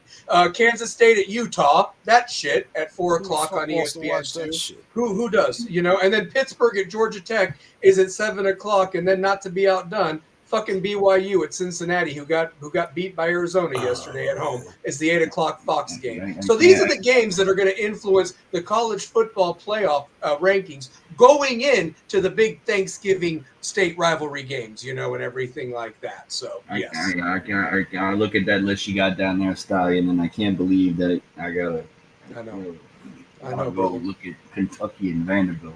I know. Go pray somebody wins over there. Here's one for you for the last weekend. Circle the Alabama-Auburn game. And y'all might think I'm crazy, but Auburn always shows up at Iron Bowl, and it's at Auburn. Yeah. Be interesting to see if somehow Auburn gets by Bama in that game, and now you got Alabama with 3 losses. It'd be interesting to see what happens with what they do with Bama, a 3-loss Bama team. Well, they had that situation last year and left them out, and Bama lost their shit. So it would be a repeat of last year, and especially if it comes down to Bama and Miami again fighting for that last spot last year. Yeah. That would be crazy. Well, and then you guys, you can't dismiss Texas either, because let me tell you this: there was no reason why A&M still should have won that game yesterday. South Carolina and Beamer should be ashamed of themselves to blow such a lead like that. I'll get to them later, but the point of the matter is that A&M looked vulnerable yesterday, and I thought they were a lot better than like what South Carolina would bring, honestly. And then they finally showed it. But what I'm getting at is don't discount that the SEC pulls some shenanigans and helps Texas beat A&M in that last game, because A&M would still get to the SEC championship game and the playoff theoretically, and Texas gets that signature win, and they would be a 9-3 team. So there's that as well. So again, I mean, it just sucks that you're going up against these other brands of football, and it's basically like who's done what and who has more ranked wins. But I will say this much: Alabama losing to Florida State, that should not be discounted. That, I don't care when that game was played. I don't care where that game was played. That loss has been horrendous for them, honestly. And if they lose to Auburn in the Iron Bowl, then they should be totally out, because you got two horrible losses. 100%. Totally. Yeah. It's a shame that we're in this position. We're too talented to be in this position. Shouldn't be in this position, but we are. So I don't know what else to say. Yeah. Yeah. Gonna be sick watching our. I mean, if we have to, like you said, LJ, if we have to go to the freaking Pop Tart Bowl, the Gator Bowl, or whatever, and watching people opt out again and all that, man, all that garbage, and we're starting Luke Nickel and Jack Nickel and Ruskovich at tight end. Mm. I Yeah, just, because you're right. You're gonna have a bunch of opt-outs. You're gonna have Yeah, a bunch of players not playing and opting out. Ruben won't be playing in that game. Nobody's CC playing won't. CC Nobody's won't. playing in that game. Nobody's playing. Nobody's No. playing, man. And I wouldn't blame him. I don't blame him, man. I blame him. And then the fans are going to rip him because like they did Cam last year. You know, when he came out of the game, well, where's your loyalty? Or X or X. You know, well, where's your loyalty? Well, my loyalty is to myself. I'm trying to go to the NFL. Fuck you. Shit, if it wasn't for X, we wouldn't have even been in even that conversation at times or whatever. Even the year before we got Cam. I mean, honestly, he helped win games. I will say this though, guys. More than anything, Rocky, real quick, because I want your thoughts on this. Do you think that there is even a worthy Group of 5 school for that spot of the college football playoff at this point? Not really. I mean, what do you have? You got Navy and James Navy Madison right USF, now. James Madison or Navy, because Navy now USF's out. Memphis is totally out. Now here's the funny thing: Navy has to go to Memphis on Thursday night. And I didn't even put that game up there because, I mean, fuck that. But Thursday night. And so there's a good possibility that Navy shits the bed against Memphis. And then then it is James Madison all by themselves or whatever. No disrespect to them. They've done great to make that transition. But come on, guys, when they get on the field with one of these SEC schools or Notre Dame, they're going to get their dicks. The answer to that, Stallion, is no. Yeah. No, I don't. It's ridiculous. Yeah. Ellen's got a point. Mind you, some fans didn't even like X when he was the only one catching passes 2 years before. True. Unbelievable. You're so right, Ellen. You were so right. They turned on him. This fan base, and that's the thing. They talk about us. The same fans that come off on us and go off on us bash the players when the players are having a rough stretch. Look how they love JoJo when they thought he was going to be the next big thing on Green Tree. And then when he gets in the game and he drops a few passes, obviously because he ain't getting no reps, he's got to get into some game time rhythm and all of that stuff. You bash him. And then if he starts making catches and starts being consistent, you're going to love him again. But they talk about us. Mm-hmm. We're haters. Yeah.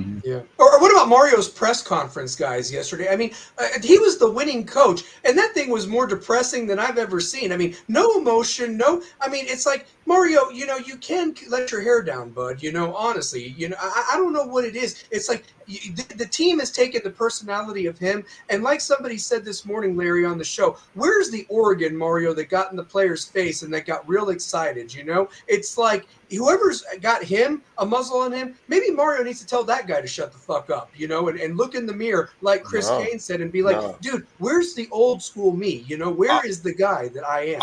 I'll tell you what it is. Let me ask you a question. To both of you, I ask you a question. I'll put you in these shoes. If you're trying to get a promotion or if you're trying to get a certain amount of money, before you get that promotion or that certain amount of money, you're going to have passion and fire, right? Damn right. Yep. Yes. So what happens when you finally get the promotion or you finally get the money and the compensation you want? You get lax. You dip a bit. Yeah. There's your answer. Yep.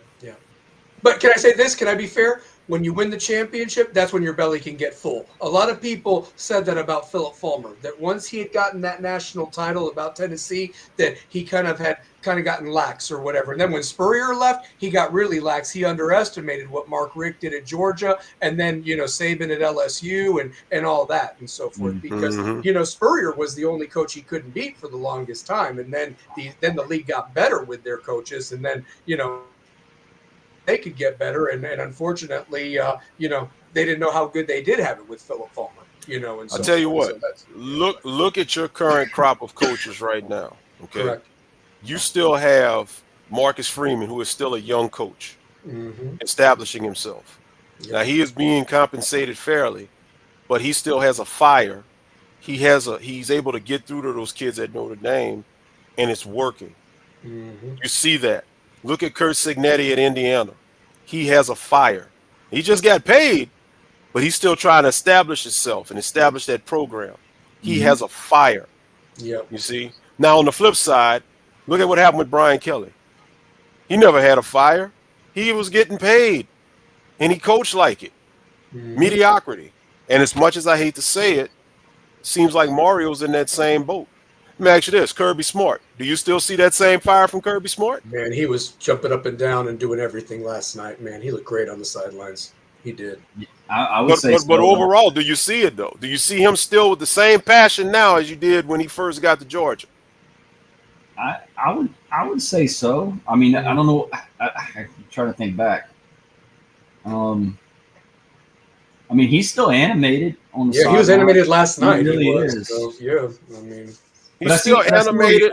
I see where Yeah. you're but going. maybe not. But maybe not when he first got Not there. like I'll he admit. was. Correct. Maybe not I'll say Because that. he still has work to do. So he's still, in other words, he's got compensation, but at the same time, he's starting to get lax a little bit in my opinion. Now he's still, fighting and a fiery guy at times, but these other coaches, just like Lane has not missed a beat. Like Lane is still Lane. Like his coaching style is still his coaching style. Lane wants more. Lane knows that there's another position waiting for him, so there's still motivation there. Yeah. Point I'm making is, you start looking at James Franklin. He was never a fiery guy, and look at what he did last year. Got to the national semifinal. You would have thought with that easy schedule coming off of that national semifinal, you would have done something to light a spark under that team to at least get back to that level. Yep. So the point I'm making is, when you get lax and you getting paid, and here's the thing about it, Mario is getting the benefit. Well, I ain't gonna say the benefit because it's facts. He's a great recruiter, elite recruiter. Can't take that away from him. Correct. But he's riding the recruiting coattails and masking the coaching, as we've always said on Utah. The lack of coaching acumen. And guess what? That's everybody's fighting. Everybody's arguing. We're calling him out. The Mario Collective is defending him. And right now, I mean, hey, even though we don't like how it's going, they are winning. That's his claim right there. But he's not as fiery as he was at Oregon, because guess what? He's paid. Yeah, and the defense. God, the defenses look so good too. Like Heatherman. Heatherman is fiery. Look at Heatherman. Rocky, like you pointed out, man, the fact that you're allowing teams to not even rush for more than 50 yards and you're holding teams in regulation under 24 points all season long. I mean, what the fuck, man? What the actual fuck that we've wasted this opportunity? Stallion, LFJ, I don't even look at it like we to your point, LFJ, I don't even look at it like we lost to Louisville and SMU. Coach Cristobal lost to Rhett Lashley and Jeff Brown. Yes, he did. That's what happened. Miami was the better team on both of those games. You flip those coaches, I'm telling you, it's a romp for Miami each time. If Braun was coaching Miami and Mario brought his Louisville team in there, would have been a romp. I don't give a damn. Spooky Friday night, whatever that bullshit narrative was. Same thing with a noon snoozer for homecoming at SMU. Rhett Lashley brings Miami in there to Mario Cristobal's SMU Mustangs. They run them out, their asses off the field both times. You want to know what's going to really hurt your feelings? If Miami would have finished the job from the Notre Dame start, the Florida State start, the Florida start, you would have had a blowout. I mean, at Louisville, you do what you got to do, coach that game right, you coach SMU right.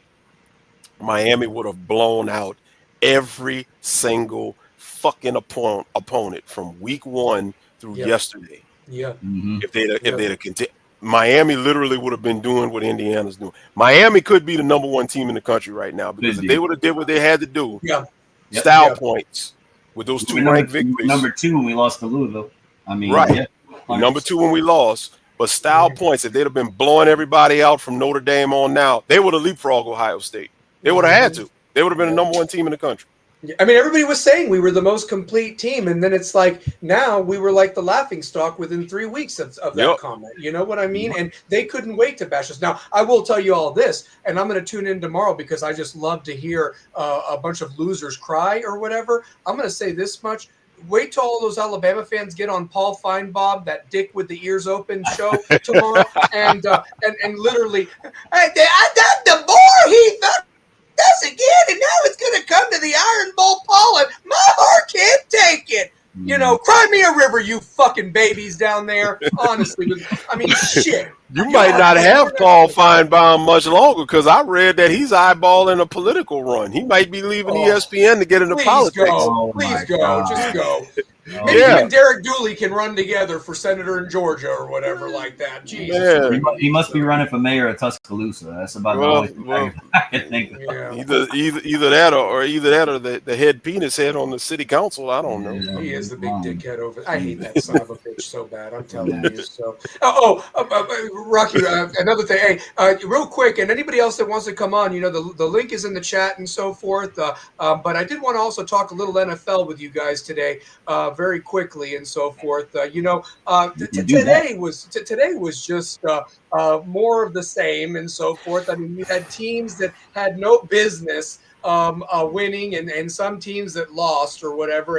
And the sad part about it is that these were the games up to this point. I've not got an eye on this 8:00 game, but the Patriots beat the Jets. The Dolphins and the Commanders bored Spain, and McDaniel almost cost the Dolphins. I mean, by not kicking that field goal at the end, and you almost let them go down there and win. You got lucky and won in overtime, but it was two loser-ass teams. But the Dolphins are now not in that tanking thing that I have for Wednesday nights or whatever. They're not even in the top 10 anymore, which is hilarious. But the Commanders have firmly entrenched themselves as a top 3 seed. Of course, the Titans are still there, and everything. But I'm just saying that it's crazy. And then the Chiefs lost today, right before we went on air, to a last-second kick to the Broncos. I don't think the Chiefs make it. They're now. done. They're Nah, done. they're out. They're on the outside looking in right They there. are done. So Shout out to Caleb Williams and my Chicago Bears for taking down the Minnesota Vikings today. Game-winning field goal at noon. By the way, LFJ, me and you got a date here in a couple of weeks. I got to look at the schedule. Yeah, we'll be tying up. I'm pretty sure my guy Mike Tomlin will be choking like a porn star on scene 3 against you guys. We go play old man winner. But yeah, as far as NFL, to me you got the Lions, you got the Eagles. Those are the top 2 in the AFC, in the NFC, and the AFC. I mean, Pittsburgh's in first place, LFJ, but the New England Patriots, man. The New England Patriots. bro, please don't count Pittsburgh, because I look at them being in first place. That's man, that's like a virgin getting booty from a hooker, man. He had $40, man. That don't count, man. All he had was $40, and she was looking to get paid, and then he can go brag. But guess what? If he don't have that $40, he ain't getting laid. Fuck that. Hey, Larry, we know somebody like that. I thought I heard a story like that or something. I paid for something and stadiums and all that. But I got one for you guys. Then the Browns went to Shador today. I heard he made an appearance, and the Ravens still found a way to win with Mark Andrews, the tight end, on a fake field goal, taking the snap and rumbling down the sidelines. I actually won my fantasy game because of that shit, honestly. So yeah. Dylan Gabriel suffered a concussion, so that's why Shador got in. And I think like the first or the second play or whatever. I didn't see it. I just saw it. But look, it's a bad deal for him. But that offensive line, man, I'm hoping that's not what I think it is, because they did a just mass blitz and just corralled Shador. But it looked like all those guys were unblocked. Oh my! It looked like it was almost like a Mean Machine type of Adam Sandler longest yard situation. That's exactly what. That's what I was getting, man. Oh, I said to myself, Lord. I hope they didn't set nephew up like that, but I don't know. Man, I don't know. The Browns got a long way to go. Yeah, they're in the cellar right now for being on the clock, fighting. What a loser! Our New Orleans Saints, LFJ, and the New York Giants. Yeah. And then in Pittsburgh, Aaron Rodgers got hurt. I saw that. So. Well, hey, and what about the Chargers getting their asses handed to them today by the Jaguars? I mean, it was like a Clemson reunion with Sunshine and ETN scoring touchdowns today. I mean, crazy. Honestly, so jeez. Mm-hmm. I don't know. I'm just excited. It's been a long time since I've got the Bears have been terrible for a long time. I'm excited. I think it's a little bit of fool's gold. They've won a lot of close games. They're fighting. I'll give them that. Caleb Williams has Caleb Williams has gotten better, but he's got a ways to go. He's still a young quarterback. He's inconsistent. I like that Bears coach, though, Rocky. I like the Bears coach, man. And I'm going to tell you this. Yeah, and remember, they had the Lions on their that first week, man. You know, I hate that they lost that game, you know, because they were really winning. That was the Vikings that they gave away. But so they got it back today. They got it back today. Okay, they got that back today. And everybody was on the Vikings' dick as one of the surprise teams this year going in, and they have been absolutely JJ McCarthy's been a big disappointment. Yeah, and Darnold today for the Seahawks threw 4 picks, and Seahawks still had a chance to win that game against the Rams, even with all those interceptions. They only lost 21-19. So. It's 4 picks, man. You gonna call him Sam Darnold or Sam Beck? Oof. It was bad. I mean, I don't know, fellas. I mean, you know, I'm kind of at a loss. It's kind of back to the Canes. Where do we go from here?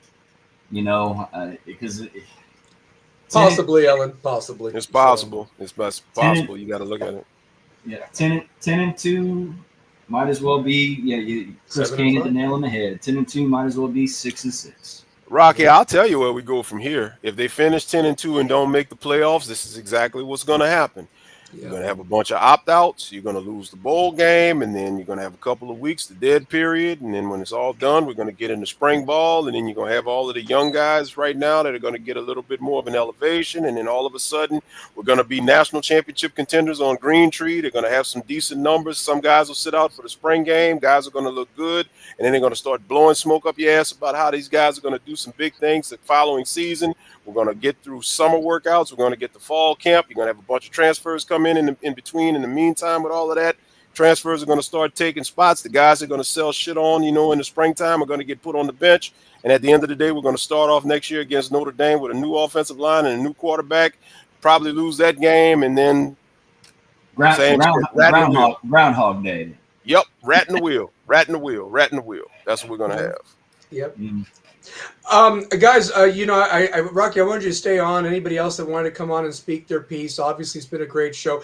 Obviously, this is my favorite segment, the idiot of the week and so forth. And Larry, I know you have a special one. I have a special one too. One more thing I wanted to point out about the ACC officials too, very quickly, that I wanted to really point out in that rant at the beginning was this. This is the same outfit that allowed Notre Dame to actually become a partial member that 1 year during the COVID, because Notre Dame was afraid that they were going to be left out of the playoff and ultimately got let in into the league and so forth, and got to play in the ACC championship game against Clemson.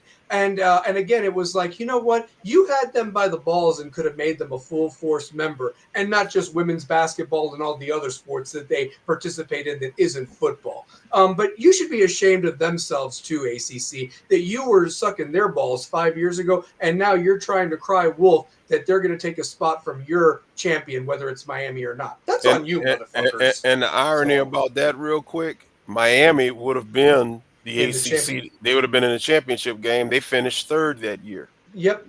With Derek King and company. Yep. Even with the bad loss to North Carolina, we still would have been the second team to play Clemson maybe probably lose again. But at the same time, at least you get to an ACC championship game. You can hang your hat on that. Which would have been your second one in 3 years, 4 years, because you made it in 2017. So yeah. Correct.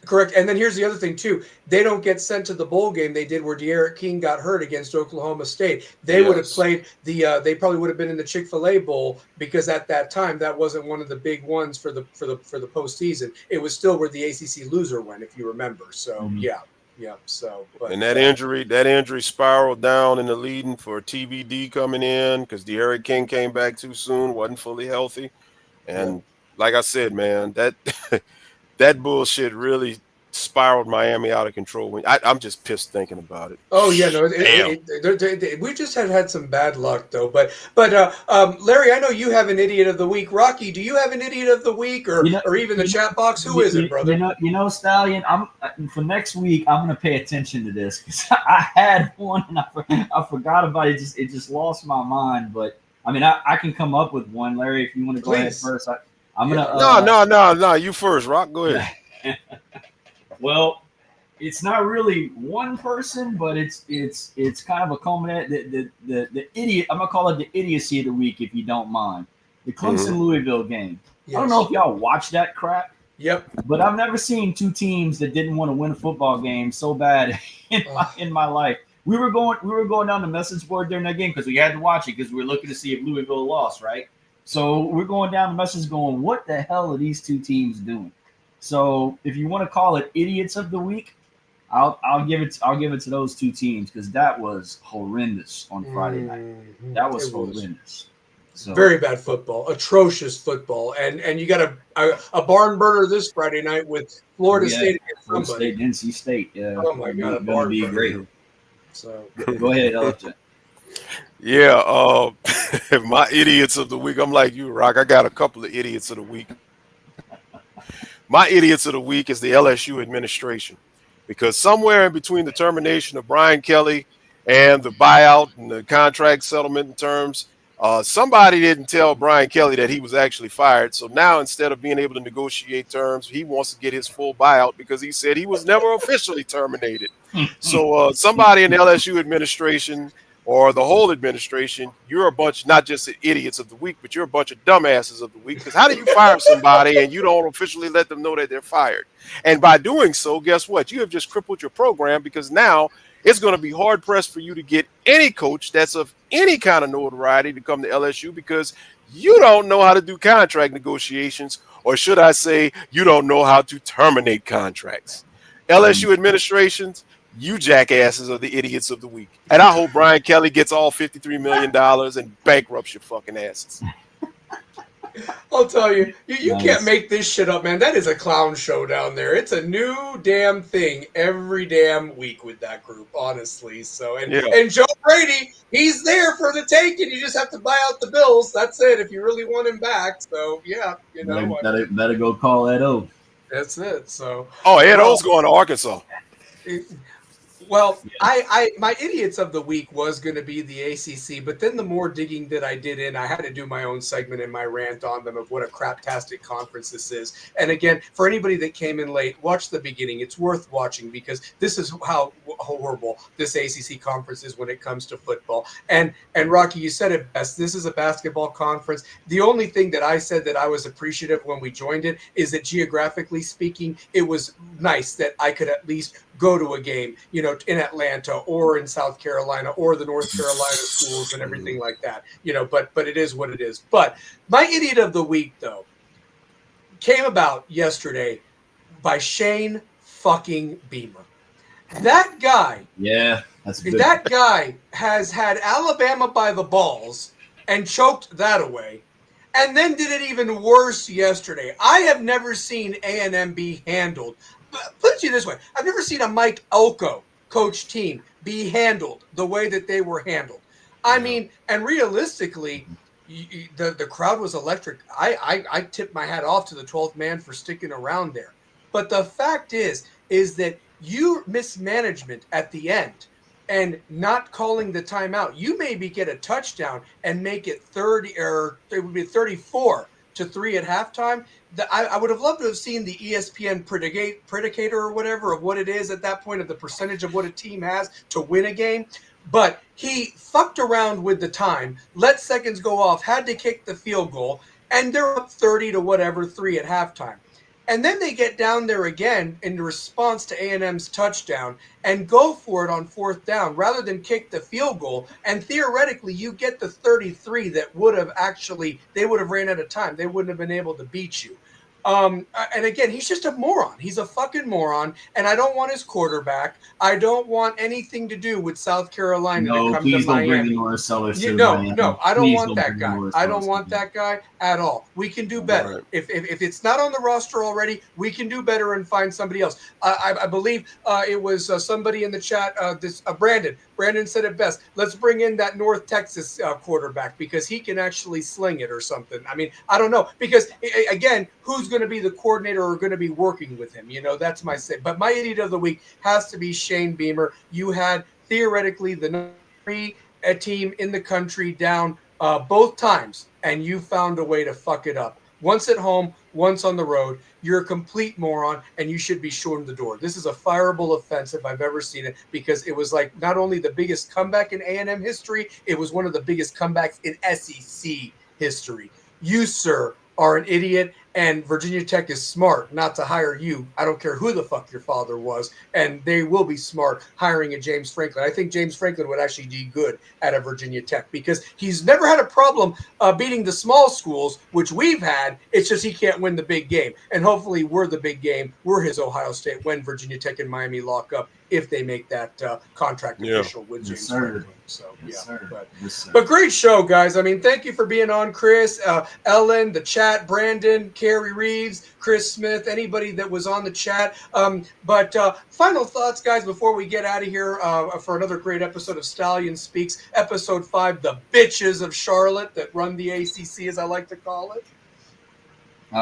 Just gotta keep it rolling. Gotta roll into Blacksburg and get the W. I think they will. I don't think we'll have a problem with Virginia Tech. I watched a little bit of that game when they played versus Florida State, bouncing back and forth, and they're not any good. Kyron Jones is still there, but I don't think we'll have a problem with them. And then, just hope for the best when it comes to those games, Stallion, that you flashed at the bottom. Just hope and pray that there's some upsets and the people takes a fall and dominoes, start to tumble, and somehow we can climb into this thing. That's all we can do. That's all we got. LFJ, real quick. Tough night for Thibodeau the other night. Our playoffs start this week. My Vanderbilt Terriers have George Washington Carver coming into Homa, and I believe it's Edie White versus either Livingston College or somebody. So hopefully they'll get the W. And props to Terrebonne getting by Natchitoches Central in overtime the other night. They'll go to the second round. Yeah, they got a tough matchup with Southwood. That's going to be Southside, Youngsville. Southside. Yeah, Southside. That one's be tough. That one's going to be tough. It makes me sad to know that the high school playoffs are going on. It makes me sad that the high school playoffs are going on, because that just shows it's getting to the end, guys. Everything, college football, 2 weeks left in the regular season. Who do you follow down there, LFJ? St. James? St. James had a bye this week, so they'll have a first round game. I got to look at the brackets because I got to see who St. James has. But twice they made it to the Dome and twice they came up short. So hopefully third time's the charm. They can bring it home this time. So we'll see. Yes, sir. Yep. Very final thoughts, brother. So yeah, my final thoughts are real simple. I just want Miami to finish up, win these last two, finish 10-2, and hopefully, we can have a little bit of luck in our favor to get into the playoffs. I don't see the ACC championship. I mean, I put the scenarios up this morning. There is a chance, but you need a lot of dominoes to fall, and I don't see it. So our best bet is to just handle business and do what we haven't been able to do and control our destiny and finish 10-2 and see if the committee likes us that much that they'll roll us in there. At the same time, the slate of games next weekend, I am not going to watch none of that bullshit. I will watch Miami and barely watch them. But for those other games, the afternoon and the night games, I will clip my toenails and not even waste my time watching that bullshit.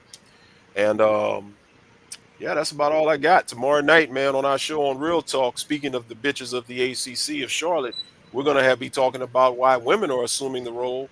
LNV, I know you're going to want to be in there. Why women are assuming the role of men, and are women the new men in society right now? And we're going to talk about the men who are bitches and not taking care of women and not trying to man up and be, respectable and responsible. So tune in for that. We'll have another hype show on Thursday with myself, D, and our resident GOAT, Melvin Bratton, and Rebels with a Cause on Wednesday night. I know James and Carrie and our 100th episode. Our 100th episode. Oh, the milestone episode is going down. So it's going to be a celebration. It's going to be a celebration. So tune in. So, television sucks, man. There's nothing on TV. But if you want to watch some good shit, man, come on these channels, man. You got some good shit on these channels.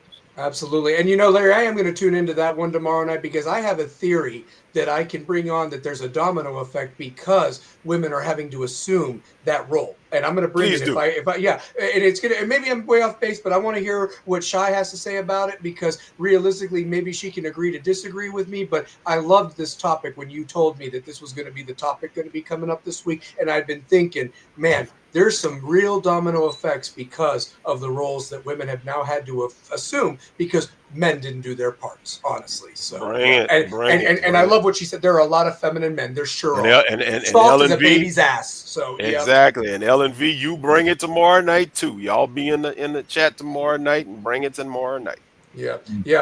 So if all the dominoes fall for Miami to get in the ACC championship game and CFP, then it's destiny. You know what? I'll play with house money at that point, Brandon. If that happens, that's a fact. So yeah. So yeah, no, we have a Wednesday night show. It's changing its format a little bit and so forth, but that's where we have a panel that comes on, but we still have a happening chat box and so forth, and we have a good time talking sports, and we cover everything. Man, we'll be covering some college basketball and NBA and whatever is going on. We just don't just focus on college football and so forth. This show spoken. That's more the PG show. This is the rated R show. So that's simple how it is right there and so forth. So, but guys, I can't thank you all enough. The chat box was hopping tonight. A lot of views tonight. At one point, we had 20 views, and maybe they didn't like what I had to say. Tough shit, you know. I mean, it's my show. Yeah, fuck them, exactly. I mean, here's the truth of it.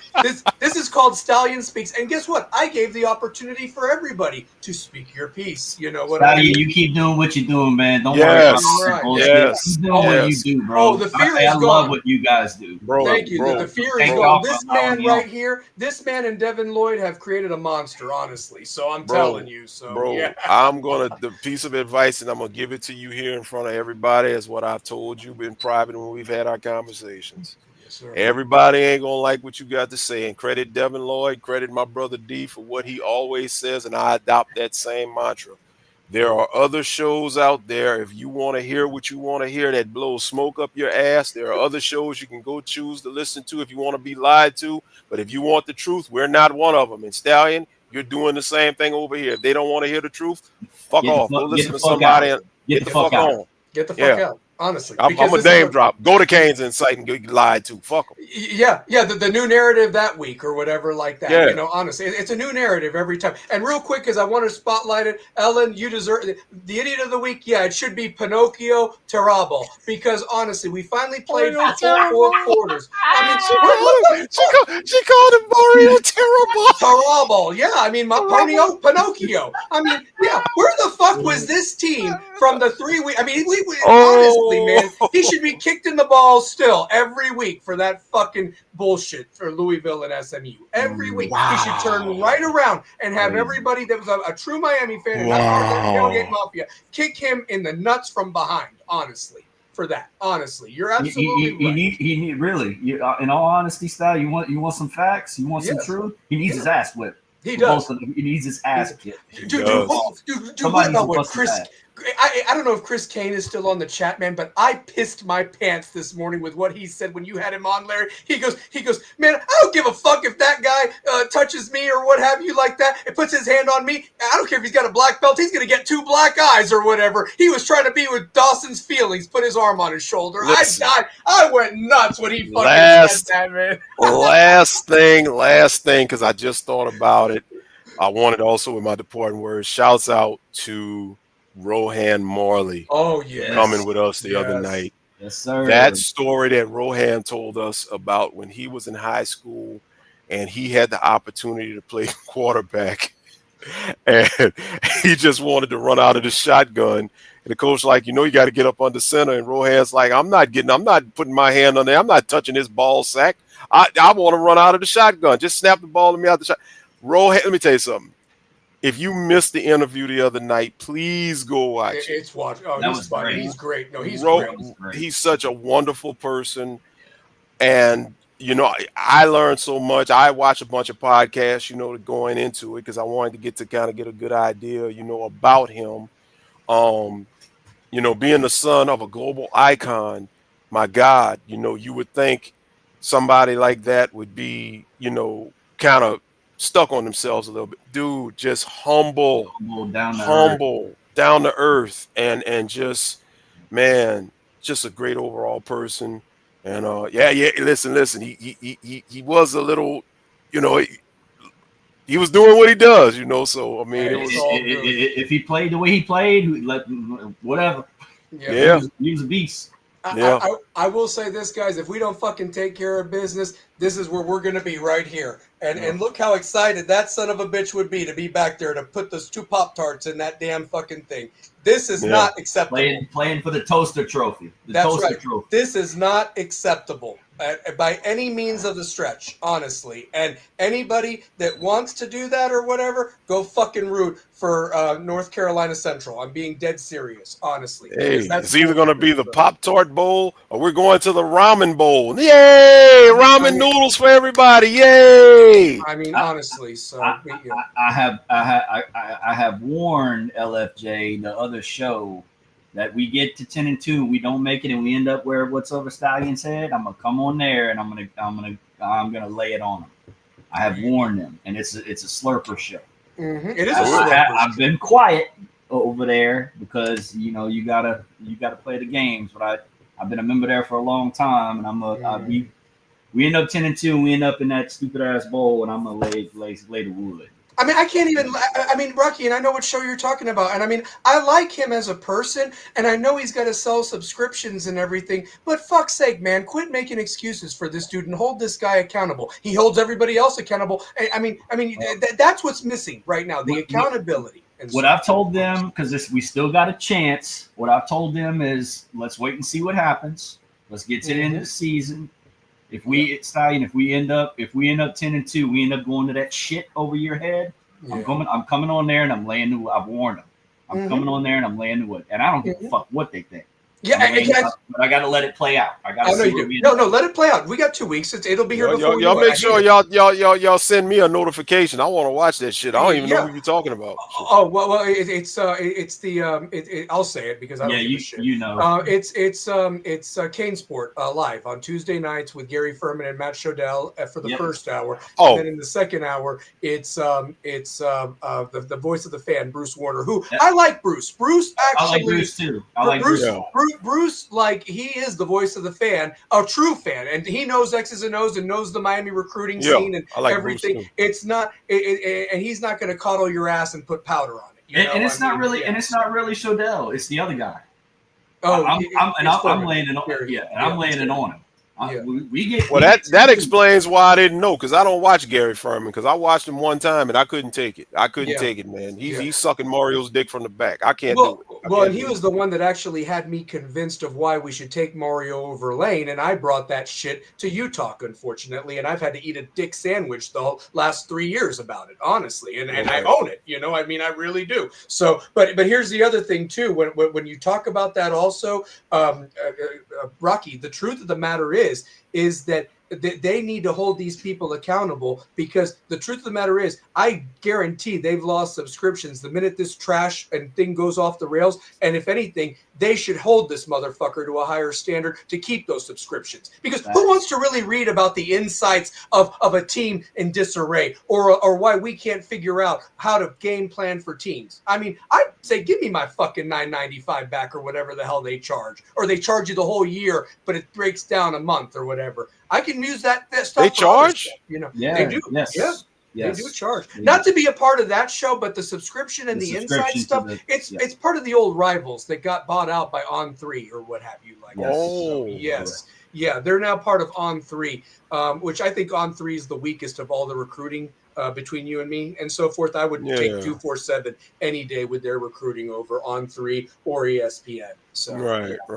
So, but my final thing is this: better take care of business, or this shit's gonna happen, and I can't fucking stand it, because it's ridiculous. It's absolutely absurd. We deserve better. We have a standard, like Chris said, and this son of a bitch needs to get hyped up and get his team ready to kick some hokey ass, like he said, skinless balls turkeys, and then whipped the shit out of Pat Narduzzi and his 100-0 bent over for Notre Dame yesterday. You fucking loser. Had game day there, had a full crowd there in Pittsburgh, and you showed all the hoopla. Oh my! To That get thing was smashed. over within 3 minutes. I knew Notre Dame was gonna fucking shove their shit up their ass, man. Honestly, like up their mouth. Honestly, they were gonna feel it in their lungs, man. Honestly, Yeah, and they man. did exactly that. They handed them their ass, and Miami needs to do the exact same thing to these pussy ass teams because that's what they are. It's a pussy ass conference, and these are pussy teams, and we deserve better. And again, we have nobody to blame but ourselves. But I will say this, ACC. Too little, too late if you crying, because honestly, you don't deserve a good team in the playoff because you don't even have your referees trained correctly to call what should be called and what shouldn't be called. That's what I have an issue with because I don't see this ticky-tack shit called when big games are determining who your real fucking motherfuckers are that are out there to kick some ass, man. I'm Stallion Speaks for Rocky, for Larry, for everybody in the chat box, baby. We out. We throwing up that U. Support both channels. You Talk and Rebels with a Cause. All We about out the till this U. Go week, baby. Canes, All baby. about the Go U. Canes. Let's whip some fucking ass next week. Stallion out.